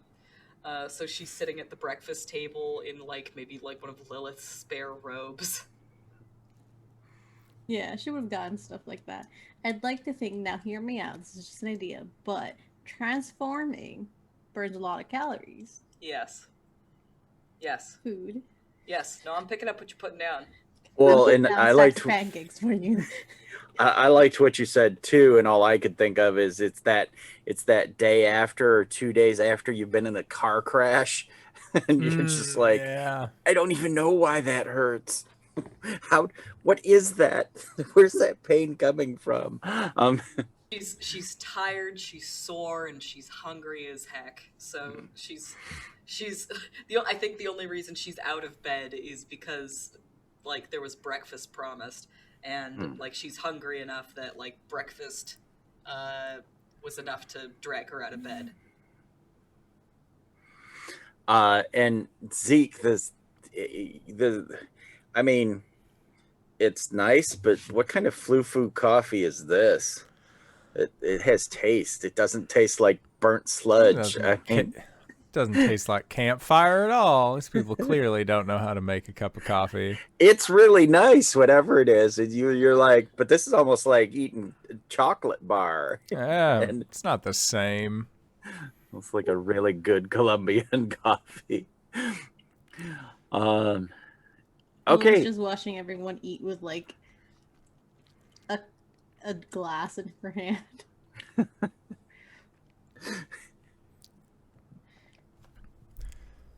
All right. Apple blood? Don't you mean apple juice? No. No.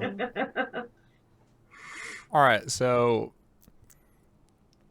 Lilith, if you would be so kind, we have all stayed the night at your place against my better judgment. We're all here first thing in the morning. I have partaken of your, now, not to berate you, little friend, subpar coffee. We are here. So why don't you start telling us a little bit more about as the why? You are here because you came into contract with me, which, by the way, I will have to have you signed. And I feel like at that moment there's just like a stack of papers set down next to him. You just like, I mean, we all know like the why as we're here, but you said that you knew a little bit more. I do, and this is something I did not want to discuss if our Fae friend here is correct, that we are being watched. Clearly someone has interest in your motives, your revenge plot. And I'd like to know why eventually, but I don't want them knowing every step of the way. Every movement that we're doing. Now, I do have reports. I get reports from the police station when odd cases come in. I got one in the other day that match the description of your deceased parents, as in how the bodies were found. Whatever this creature or creatures are is clearly around here. I've searched for other situations of this kind that fit that description, and I found a few throughout time.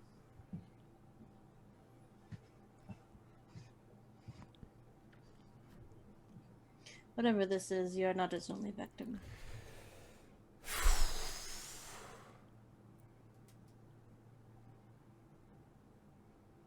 And he just sort of nods and then begins slowly reading through this paperwork. It's not that he's like, I'm going to scan every inch to make sure that every line is together. No, he just can't read that well. I say it's a good thing that we're starting to get some pushback. I mean, every reporter always knows that if the politicians start trying to get you to stop looking, there's always something to find. That's true. It also means that whatever it is has caught scent of you, Mr. Sullivan, and you, Miss Dot, being in their presence, and you, Beltane. Now, I brought you here not because I wanted to guess, but because in that contract, as you will find, Mr. Sullivan, protection is something that I will offer you, should you need it. And you, Miss Dot, you are not in contract with me, but I cannot just set you free, willy-nilly, knowing your condition and that you do not know how to control it. I am not keeping you hostage. I want to provide you a place where you could get better, and then we can talk about pairing you up with someone that can mentor you in this situation, should you wish it. I'm on the same page with you, Lilith. I have no idea what I'm doing. I like you. I don't know if that's a good thing. Did Dot say that out loud? I think she says it and then like realizes she said that out loud, and then she just kind of like purses her lips and just looks back down into her cereal. There's just a smile on Lilith's face. No. It depends. And that's all she replies. And you, Beltane, will speak later. Fantastic. All right. So where do you guys go, or what do you do? I would hand over, once Zeek has signed the contract, she'll give him time. I feel like she expected he would take his time. If you think it's going to take him a half hour, it's a solid hour and 20. Like, it is a long process. He's super fast, not at processing things. Mm-hmm. GM, what details would these reports have? Like, location-wise? Yeah, they're obviously there's not like crime scene photos given to you because there's no copy machines, but it's like notes. It like they're actually typed reports. So whether the police department, whoever is on the take over there, is skimming notes, and then someone at your organization is typing them up neatly for you or whatever, however they come to you, you've got your copy is like nice and printed out, and is details address, description. Basically it's a second typed copy of the police report. So estimated time of death, estimated cause of death, anything that your contact obviously can see through the veil, so you get those kind of details also. Like their side notes. Right, yes, exactly. So I like to think that while Zeek is reading this, Lilith has excused herself, and whoever follows her would see that it's not like she wanders through the halls doing whatever she wants. It is like she is asked by different people coming in, like, hey, this is an update, this is what's happening, these are the papers that you were asking for. Like, she's constantly surrounded by people, getting information, given orders, um, as she walks from place to place, or like while she's in her office, getting as she's walking to her office to get the reports, and sets them down next to Zeke, and says, "Oh, I need you to contact Biggie Bad Wolf for me. I'm gonna need to ask him a favor." Um, and Wheeling and dealing. yeah. Oh, Yeah, awesome. she is a lean, a well-oiled working machine. Excellent. So it's a bit different and from whatever Beltane would remember from any past life. It's a lot more intense work. Got it. And also the burgeoning corporate sort of business world that's just taking form, you know. Okay. Like, she's keeping up with everything and making sure that whatever she's doing doesn't stay in the past, and it's keeping up with the times to be successful, both whatever is a front for her business and whatever she's dealing with supernaturally. Awesome. All right. So, Zeke, you've got, you know, addresses and descriptions and such. All right. He's gonna ask Dot. All right, I have all this information, but between you and me, I'm not very good at talking to people. Really? I know. You might find it hard to believe. You seem rather personable, though, so I'd like to request your help. Motherfucker chooses to shoot someone in the legs rather than actually talk to them. Yeah. And he's not good at talking to people. Really? Yeah, you know, My it's name's Zeek. wild. How fast can you count? Yeah, like he'd like canvassing is like he opens the door and it's just like, I'm here to kill somebody. Exactly. How high can you count? How fast can you How fast? count? Get fast. Get fast. The fastest gun in the West, but they're on the East Coast. This is unmanned territory for him. Okay. I'm no fast talker. I'm not any sort of salesman, but I am at least a little bit personable. I can talk a mean, right? I'm good enough at sharing stories around the lunchroom. It counts for something.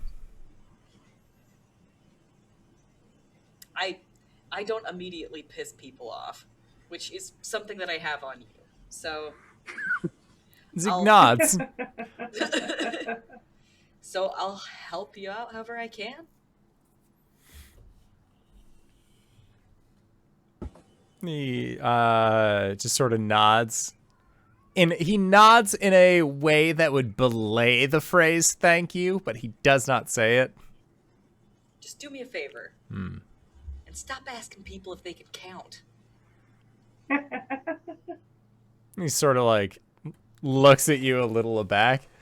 Just stop asking them if they can count, if they stop being so goddamn shady.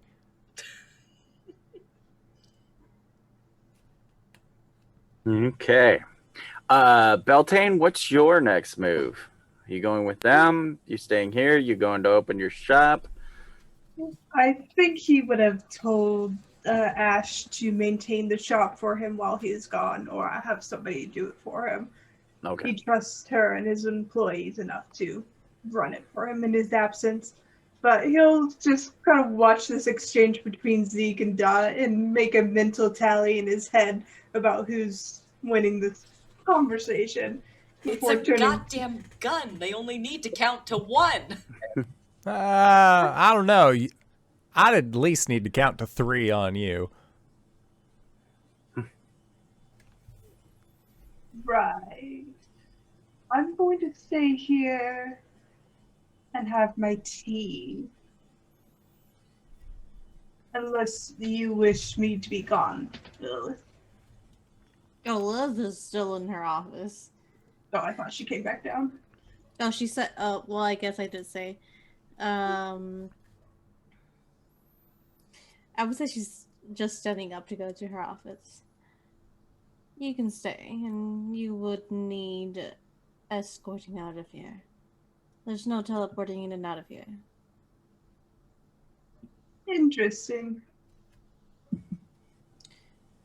Yes, things change in 20 years or more.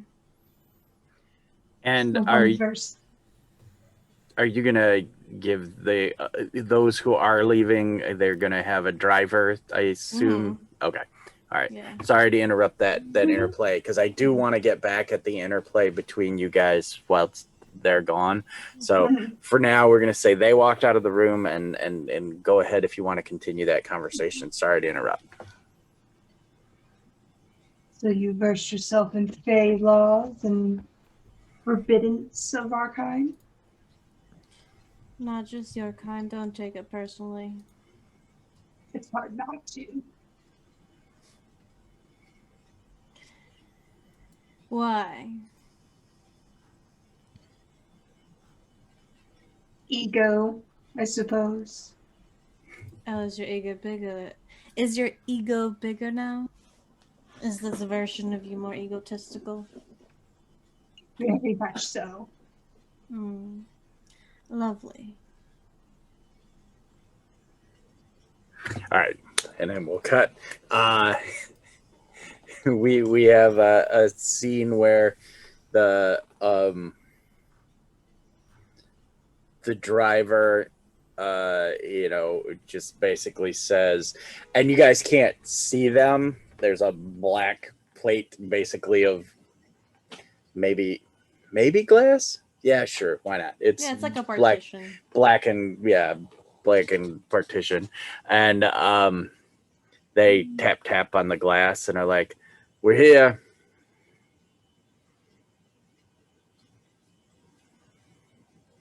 Oh, I guess they would have asked. Basically, they would ask where you wanted to go, and did you want to go to like the morgue, or to the house of the people, or somewhere else? I'd say probably the house of the people who had the creature attack them, but we're not going to be talking to the people in the house. We're going to be canvassing, so it's going to be a lot of like going around to like neighbors, friends, that sort of thing. Just knock, knock. Hey, on this particular night, and like we'd want to work backwards. So like the most recent case being the most recent one that we'd go and ask about, because their memories will still be a lot fresher than like, hey, like 2 months ago, something weird happened at your house. Do you remember anything about that? By the way, I have 2 pistols. I hope you can count. Like, so all right. There's knock knock, and it's Zeke just like standing behind Dot.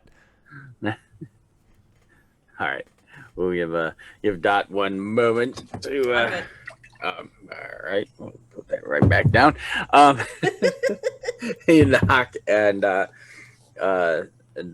woman opens the door, and and sees Zeke. Can I help you? Oh, howdy. Dot basically says that she works for X newspaper. She doesn't mention that she's not a reporter.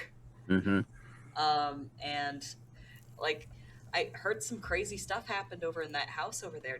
Would you happen to like know anything about that? Yeah. Well, yeah. The Danfords just down the street. It wasn't that. It was crazy. The people thought they were dead. Really? Yeah. But they turned out not to be? Oh, it turns out that the gas for their stove, I don't trust those gas, having gas right in your house. I mean, we have electricity. What kind of weirdos still use gas? Anyway, they had gas in their house, and I guess the pilot lights went out, and they passed out, and people thought they were dead. They took them to the morgue and everything. The coroner wheeled them out, but I guess they were just asleep. Oh my gosh, that's terrifying. And they're back at their house now. Well, yeah. Huh. We're not getting that gas. You can tell the papers, people.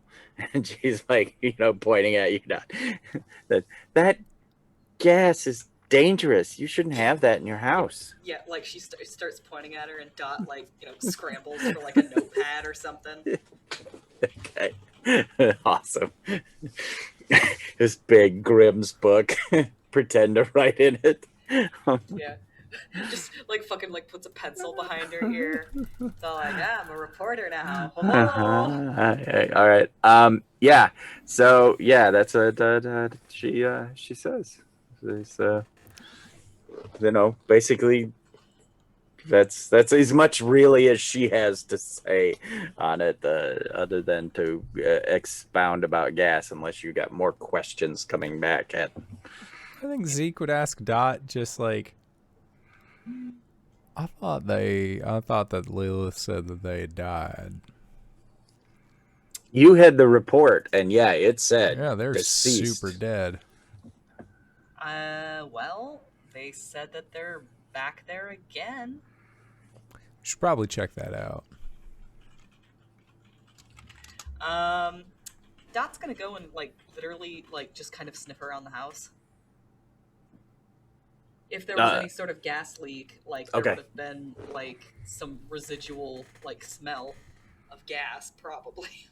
Sure. Go ahead and give me a power roll with whatever you believe in your senses. So many. I've got eye for details. Mm-hmm. I've got troubleshooting. I would argue that since she's got a head for mechanical stuff, she'd be able to tell from the outside of the building what kind of setup they have as far as gas or electricity. Okay. So eye for details, troubleshooting, and I would also argue for thrill of the hunt, because I'm interpreting that as she, whenever there's something new to learn, she really wants to get to the bottom of it. It's her passion for trying to figure things out. Is that 3 or 4? It's 3. All right, roll it up. But it can be 4 if I want to tag Wolf's instincts. Okay, that's less bad. 10. Less bad. All right. Okay. Finally rolling averages. Yay. All right, so that's plus 3. So she goes literally sniffing around the house, looking at whatever equipment, and how there'll be gauges and things on the outside of a building. Yeah. She goes up to it acting she's a meter. She's checking the meter or something. She works here. Yeah. Dot, do you have a bag, a satchel, a backpack, a news? How do you carry your accoutrement? I'd say she's got a tool bag. Okay. I think you said a gaudy carpet bag, or at least a loud carpet bag. Yeah. Okay. Yeah. That's orange and green paisley or something. Right. Okay. Yeah, no, you're right. All right. Cool. Yeah, so technically I would give you 3 clues, which are hold, and then I'm just going to give you 3 relevant pieces, if you don't mind. Sure. Okay. 1, yes, the house does have gas. It smells like dead people. You definitely are oh yeah, something died in there. And yes, there's someone or someone's moving around inside. Huh. So like she like goes and checks the gauge, is like, gas, like she goes over to like a window or something, she just like snuffles a little bit. Like it starts off as like sniff sniff, and then like she like fully leans in, it's all like All right. and then she like recoils a little bit, and like literally a hand goes over her nose, and she's like, oh, that is horrifying.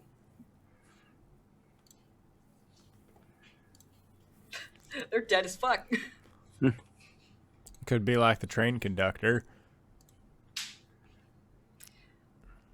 Something like that. She kind of like looks around, but evidently they were still alive for a while. Apparently they're still alive right now, and Zeke sort of like starts like trying to look through windows, if possible. Because is this this is a house, right? This isn't like an apartment, yeah. Right. Yeah. So are you doing this sneaky, or you're just like bleep? I think that he's like leaning over, but like it's very much like Thor in Thor Ragnarok, where he puts like a little bit of a shawl over his face, like, you can't see me, this is my disguise. Like he's using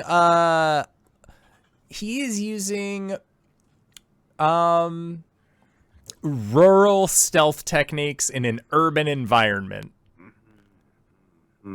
All right, then I'm gonna call for a sneak roll. Sneak. Yeah, roll plus applicable powers. So that would be applicable powers. Cowboy hat for stealth. If movies have taught me anything, it's that having a hat to pull over one's eyes a little bit. It down. Yeah, nobody knows who I am. It's fine. +2 stealth.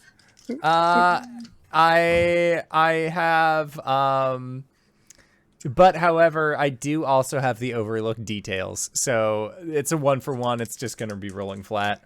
All right. That's a 4. Okay. All right. Yeah. Like hat's like flipped up on the front. Exactly. So someone screams and Drop something. Yep, and you hear someone, what's going on, dear? Some weirdo's looking in our window. Real smooth ace. Peeping Tom. And I think he just sort of like, there's nothing to worry about. I am part of the U.S. Marshal Service. We're just here to do a brief investigation. We tried knocking at your door. There was no one. I apologize. And the woman slides open the window, and we see this nice dress and whatnot, and then as she comes through the window, it just becomes all zombie, and she's like, well, then come around to the front door. And as she leans back into the window, we hear the like housewife voice again, and we see the housewife, they're coming to the front door, dear. And yeah, go around, go to the front. Okay. Just them like wait, hands in pockets. Just the door swings open, and it's a man, and again he, the hair slicks sideways, and a cardigan and a shirt and a tie. Because that's the way you dressed, and when you were around the house, and he then, as he opens the door and leans out to talk to you again, it's all zombie, and he's like, U.S. Marshal, come on in, and we see out of the corner of the eye, like a little inchworm maggot kind of crawls from inside the eye. and starts Yucky. crawling back. And then as he leans back, we see, 40s man. And come on in. Yeah. Dot's gonna pull out a clipboard and just act like his assistant or secretary or whatever. Now, thank you for inviting us into your home. Now, before we begin, I would just like to say, cut the shit. We know what's going on between the two of you. I've seen the coroner reports. And I guess we get the flipping back and forth of when it's applicable between 40s people and zombies. Yeah. And so it's pardon, sir, you shouldn't use that kind of language in my home. You mean where the accident killed us? Yeah, accident, sure, that thing. Would you mind showing us exactly where you were when this accident occurred? And he's like, and if you don't mind me asking, why is it that you're back with us now? Don't know. We woke up in the coroner's office, laying on the slabs. It was most disconcerting. And you see, the 40s housewife with a dustpan and scraping the He's like ironing out his clothes for the next day. She's scraping up the broken casserole that, oh my God. that she dropped. Oh, sweetheart. So Dot's gonna look around and see if there's any evidence of there being a gas leak of any sort. Sure. Give me a +3 power roll. Okay. Oh, I roll my dice. That's on my desk. I was clicking around looking for dice on my computer. I'm not gonna find it there. 13, baby. All right. The D&D Beyond. It's never been click. All right. Yeah. There doesn't appear to be a gas leak. As a matter of fact, you find stains that have been obviously, very, very studiously scrubbed and scrubbed some more of where. I mean, you got a 13. If you were Dexter or, some forensic CSI person, yeah, there's blood spatter pattern here. It doesn't look like there was any kind of a gas leak. It looks like these people were probably way murdered. Hey, Sheriff, you're going to want to take a look at this. Meanders over. It's a marshal, not sheriff. Those are two different job descriptors. Just points at blood. Well, the obvious scrub stains, which I missed those entirely the first time over. Thank you. And he starts looking around. And then he asks again, what's both your names? Mind you. John and Janet. Oh my God. She's Janet. All right, John, I got a question for you. When you woke up from this gas leak, did you have any big, gouges on you or chunks missing out of your personage that you don't remember having before the gas leak? What? And he goes, why? And he's 40s man, and he's like, close your eyes, dearest. And he puts his hand up, and he's like, why, of course. And he lifts his shirt, and yeah, his massive gouge. He's like, I didn't know where that came from. It is really strange. Well, I'm gonna... And you can see it's been stitched back together, like, but instead of like stitches, it's like, you know, like a Sutures. patch, like, no, it's like patchwork, Oh, okay. like somebody was sewed the shirt back together kind of thing. All right, I'm gonna let you know, John, those that's not gas that done did that to you. And I doubt somebody was harvesting your organs. Whoa, why? Ugh. Awful stuff. You mean like kidney pie? Well, sometimes people think they need your insides more than you do. Well, that's neither here nor there. As 40s man, his eyes are like saucers, you know. He's just like, what are you saying? You know. Now, is there anything you remember about gas leak night? Anything out of the ordinary? Wife come home, make you a casserole made of something fine, rare ingredient, anything out of the ordinary. Even a chill that you felt nearby. And he leans in and he's like, well, Janet did bring home some curry. Oh. That's from India. Can you imagine?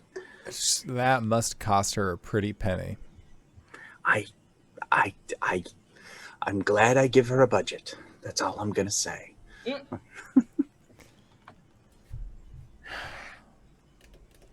Well, I doubt that curry had anything to do with the events that happened to you.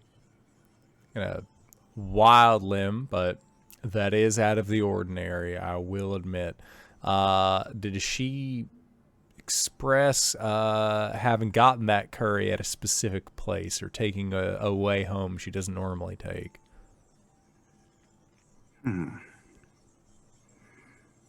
I don't usually go out of my way to ask about her day. Maybe we should change that. That just seems strange and perfunctory.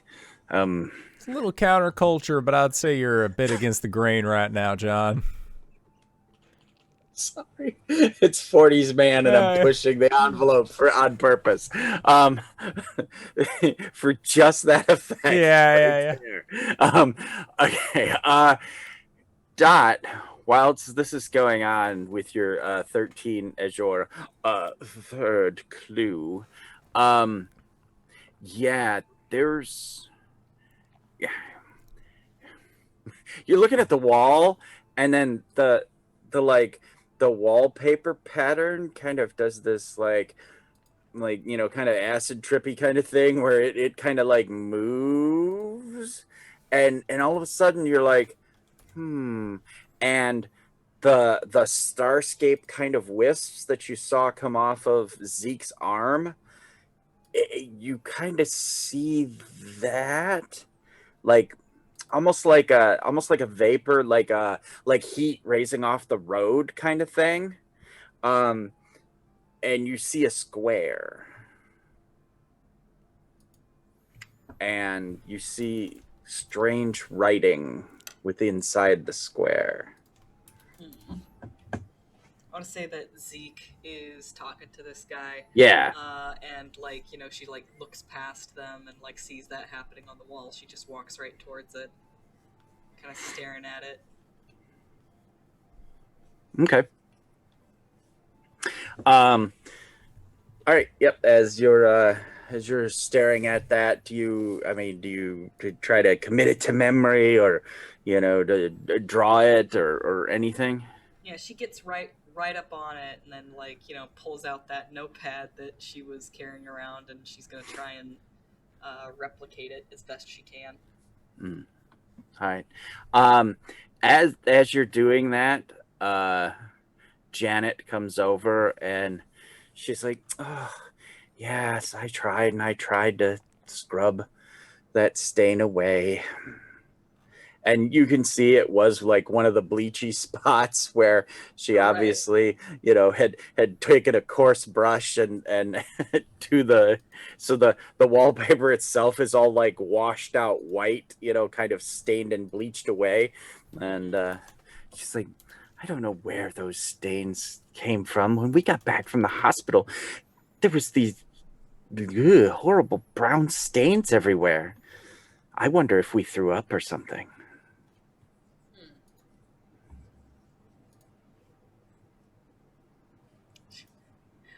I think that's the only response. It's just like kind of a corked eyebrow, and she like looks back down and continues trying to replicate it in her notes.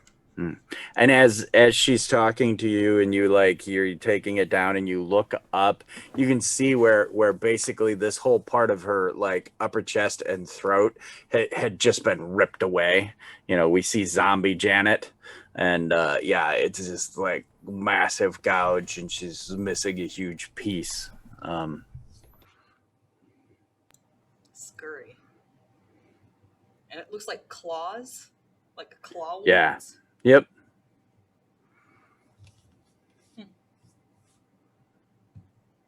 Okay, back over. Zeke, anything else to John, with John? No, because he's trying to, again, canvas as hard as he can here.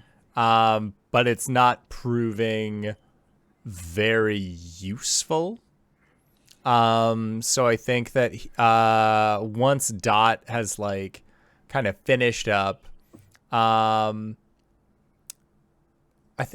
Dot has finished up, like kind of like looking around, and it seems like there's a lull point in both of their conversations. I think he's just going to tell John and Janet, thank you for your time. If we find out anything, we'll let you know. Yep, that's it. Just we'll come back if we find out anything. We're not coming back. Fuck this place. Well, always good to help the U.S. Marshal Service. And he goes to shake your hand, and yeah, we'll shake. All right. Again, we get that the hand normal coming in, and when you grab it, it's kind of leathery and squishy and weird and dead and gross. And fortunately, at least room temperature, which is cold, which is colder than your hand. Yucky. Dot's giving Janet like the lowdown on a really nice farmer's market. Okay. All right. She's like, I don't know what it is. Ever since the accident, all we want to eat is meat. I mean, I know it's not a good diet, but it's the vegetables just they just don't taste right anymore. She says, and she's the 40s housewife to us in the camera. Bless. You do you, boo. And she goes to, like, as you're getting out, she's telling you about a roast recipe that she saw in Woman's Day magazine or whatever. Like, it's like rolled. You flatten it exactly. Yeah. Yep. You tenderize it, and then you tie it with the strings. You tie it. I know exactly what roast you're talking about, Wings. Exactly. Yep.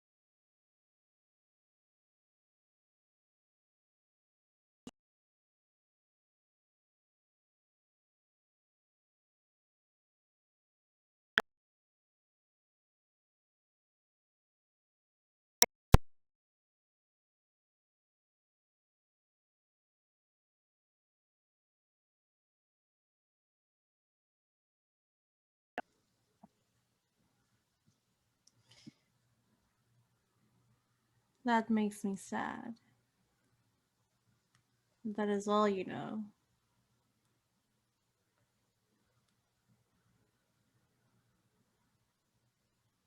We have a son named Jean. He lives in France, or did, before the war tore it apart. He's no longer there. No, he shifted over to England to be with that Arthur person. Exactly. We had something here. We did. The orcs won't talk to me. They're very loyal, and that's annoying. I do like that about them. What is it that you want out of this? What do you want? You're the one who came and found me.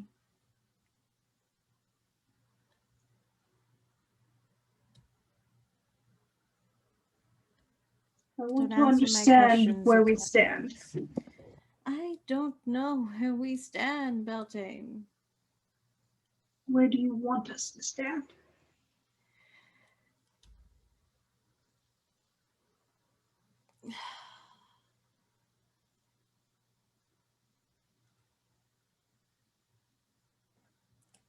I don't know.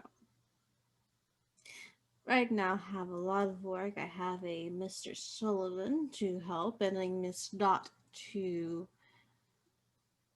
place in care of other werewolves. You found me. You're here. Why? Other than fulfilling a promise, what do you want from me?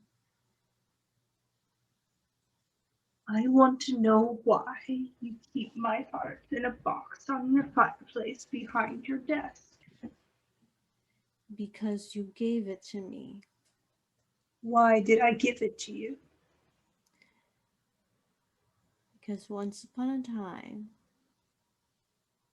when your skin was blue and your hair was black, we were very much in love.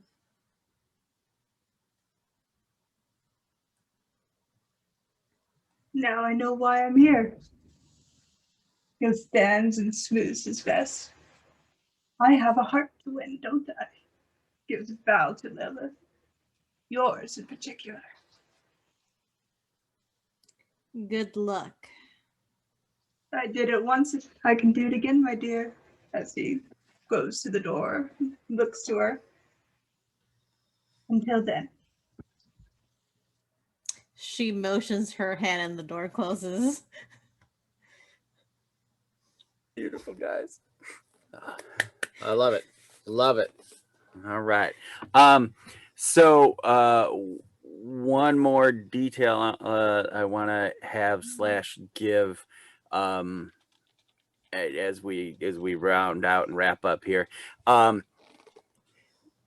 and Zeek, when you walk out of the of their house, we get this scene of the two of you standing on their very 40s house porch, and we pull back and we see that the mailman is a shambling zombie pushing the little cart, and then over on the side there's a child standing at the fence. He's holding on to the white picket fence, looking through the picket fence in the little frill white gossamer type dresses, the Ringu girl dress, but it's like the perfect, it's all neat and clean and everything.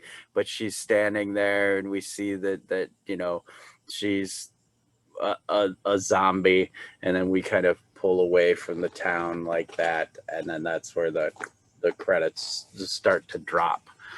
And that's what we'll leave it on for the evening. Excellent. GB, thank you so much for running this game. We do have one more bit of What? game. We have gamekeeping stuff to do, and I wanted to make sure we had a couple minutes for it. Okay. So it's called Geek Out During the Credits. At the end of the session, when the credits roll, go around the table. Each player can answer one or more of the following questions. Do you guys want me to post these so you can look at them? I'm going to read them out. Yeah, I'm going to yeah. read them out because Do this both. is like the first time. Do both. All right, I shall. Oh, there. And copy and Monster Noire. Paste. How low can you go? All right.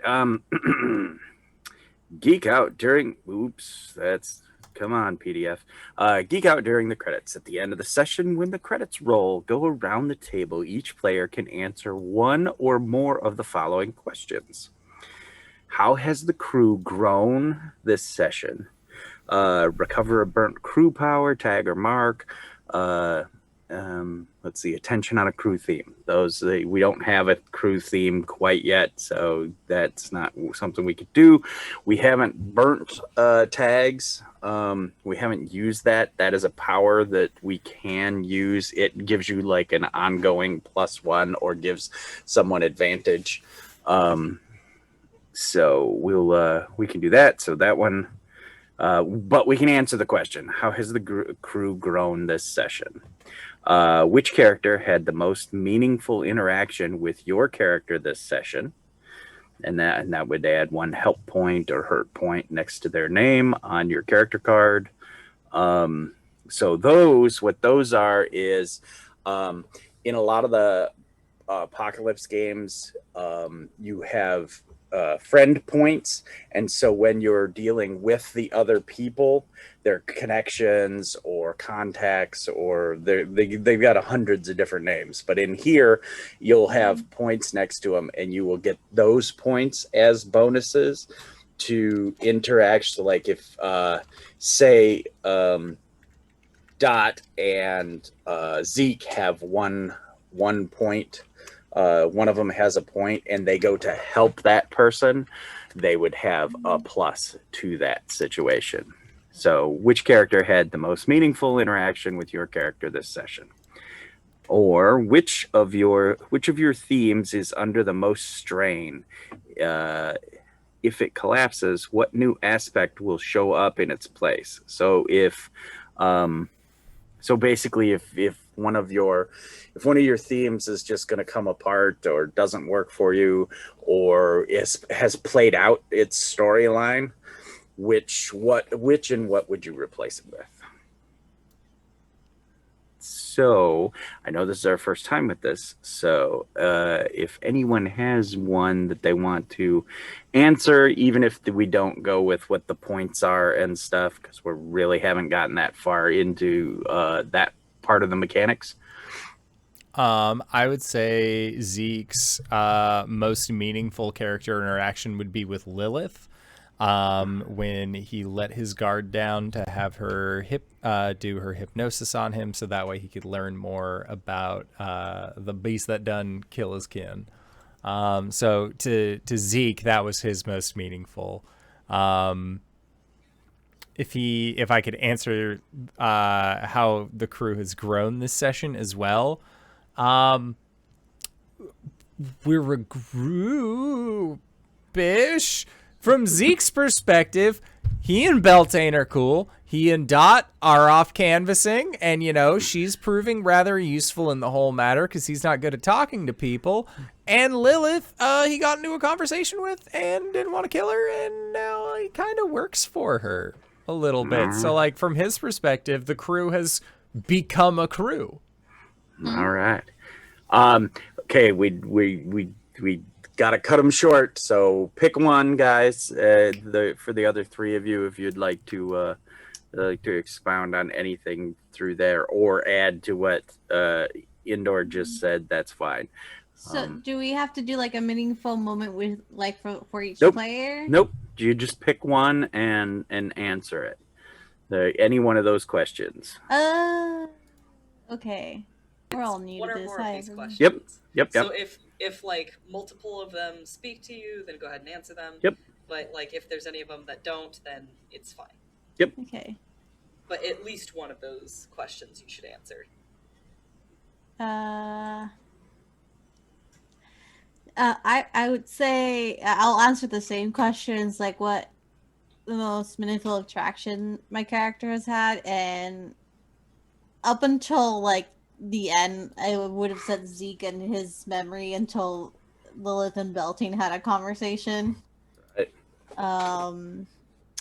So what do the help and hurt points mean? Because it says we have to put a point, one of those points next to their character. So basically, What do they mean? that would be a point where when you want to interact with that person, it's like going to be a +1 or a -1. So if they hurt you in some way during the session, like, you know, blew your knees out, you could mark a -1 in that, and if like you were holding a grudge, and then that way you would have a minus when trying to help Zeek.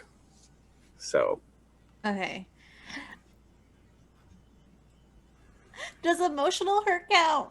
I mean, you choose it. This game's really I will super choose it, and I flexible. will tell So. no one. All right, that's fine too. So yeah, that's awesome. That's No, awesome. I put a help dot because even though Lilith is a hard ass, she still has this tiny little pinhole of a soft spot in her heart. Oh, For this nice. stupid Fae man. For this stupid Fae man. All right, Jenner. I almost said Dot. What? Sorry. I mean, that's what's written under my face. Yes, so I know. I totally get that. I do that all the goddamn time. I've got it. All right. So how the crew has grown this session, I'd say that, yeah, like, I'll reiterate on what Steven said. We have become a crew. And for that matter, we've learned that Dot is a werewolf, so now she is a werewolf. Right. So that is, and like the group has really like started to come together and like really work together now. Most meaningful interaction with my character this session. I'm tempted to say Lilith, but I would argue that that's like not necessarily like the interaction that Lilith had. Was basically like, you know, like hypnosis. It's all like, you're under my control. Like whatever she was interacting with was not necessarily Dot or the Beast. I think Zeek had a very a very personal interaction, specifically with Beast Dot. I think that Beast Dot is going to remember Zeek and not like him very much. So Beast Dot has like a negative, a -1 or a hurt point. Yep, exactly. For sure. That's amazing. That's amazing. All right. And something we haven't touched on yet, which of my themes is under the most strain? I don't think it's in any danger of collapsing just yet, but I can see it happening in the future. Her possessions theme, which is I've dubbed sentimental value. It has her silver locket, it has her book of monsters. Like it's basically like the most mundane part of her. Yeah. And I can see that getting dropped at some point. Cool. Where it just will like lose importance in your storyline and whatnot. Oh, cool. Exactly. Okay. And the thing is that like changing your themes is the way that you progress, evidently. We were talking about this earlier, like, you know, saying like, should we be tracking how many times we miss our rolls? From what I can tell, not sure, because, you know, I'm trying to read and play a game at the same time. But from what I can tell, it's not missing your rolls that you progress on. Fails.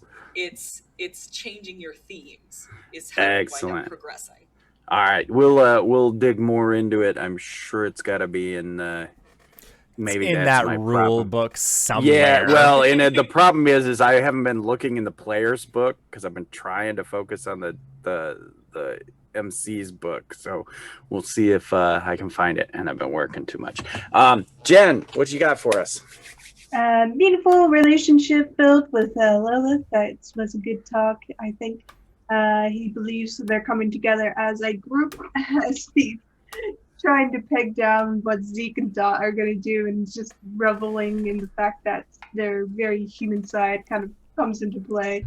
And trying to suss out Lilith once more, and trying to win out her heart once more. So, oh, you guys are making me teary. It was awesome. That was great. It was so great. So awesome. All right, well, let's wrap things up and move on into the after show. Excellent. So, GB, thank you so much for running this game. Where can we find you? What do you do? You can find me here on Thursday nights playing this fabulous game, and hopefully other games in the future. And then Sunday. Right now we're playing Wild Myth on my own channel, Greybeard Tavern, no S in the middle. And we'll be playing that until Darkest Dungeon 2 comes out later in the year. So join us over there. Or you can check me out on Tuesday at 5 p.m. over on Lantern Noire's channel, where we do a basically happy hour. It's two old gamers who have a ton of experience, and you pull up a bar stool, you ask us questions. We have a topic every week, and an hour and a half we talk, and you can find us over there on Lantern Noire on Twitch or anywhere you get your podcasts. It's happy hour at the Old Timer Tavern. That's me, GB. Hi everyone, my name's Satan. You can find me over on Twitter at Elizavamp, as well as on many other channels here on Twitch. You can find me here Thursdays playing this beautiful game with these lovely people. Also on Sunday nights playing Ram at the Frost meeting with some other lovely people as well. You can find me Sunday mornings over at the Hive Goblin DMing for my friends, including Jen or Laughmaker D&D here, as I take them through my homebrew world. It's loosely D&D, more drama and more cool. That's how I like to run my table. And what else? Soon, coming next month, I'll be back over at Plot Hunters. We'll be going into the Underdark for some more character arcs and backstory, interesting details. And yeah, that's me. Hey everybody, I'm Wings, also known as Danae Keener. You can find me at DanaeKeener.com. I do nerdy drawings mostly related to D&D and a lot of things on this channel. You can also find me at Danae Keener on Twitter. I've got a pinned tweet there that says most of the things that I'm involved in on Twitch, so go and check that out, DanaeKeener.com. Hi, I'm Jen. You can find me here Thursdays playing Beltane Hawthorne, and over at the Hype Goblin Show Sunday mornings, EST time, afternoon BST time. I'm over there playing in Satan's Wonderful World, and I'm playing Anthony Silverhorn, the Drow Artificer Barbarian, who's having a good old time. Why do I not believe you? Every time I hear things are fine for Anthony, things were not fine for Anthony. Things are not fine. It's fine. Don't worry about it. Okay. And if you've made it this far, you probably already know who I am. But if you don't, hey, Acorns, what's up? It's me, your buddy, your pal, your friend, the Indoor Adventurer, the showrunner here at twitch.tv/Indoor Adventures. We do shows like this on Monday and Thursday at 5:30 p.m. Pacific Standard Time, as well as on Sundays at 7 o'clock p.m. Pacific Standard Time. If this is your first time joining us, you can go to youtube.com/Indoor Adventures to check up on all of the VODs of each of the games that we have played up until this point, including full playthroughs of a bunch of D&D campaigns, as well as a campaign of Masks the Green Sun. It was basically Masks, but in my homebrew world. As most things that we do on this channel are often going to be homebrew, because we all think that it's easier than running what's in the book. And you know what? No, we're maybe right. I like to think that we're right. You can find us anywhere. Audiocasts are also made available for free. But speaking of things that are being made available for free, we are going to be going into our Patreon-supported after show called Nights in the Courtyard, where we answer questions not only from each other, but also from the community. So if you have any questions that you'd like to ask myself or any of these other fine folk, feel free to join us at the Discord. The link is in the Twitch chat to the side or in the description of this video audiocast down below. But with that, I would like to say once again, GB, thank you so much for running this game. Thank you to everybody who decided to stop by. And thank you to these players for putting up with our bullshit once again this week. And we'll see all of you guys next time. All right, everybody. Bye-bye!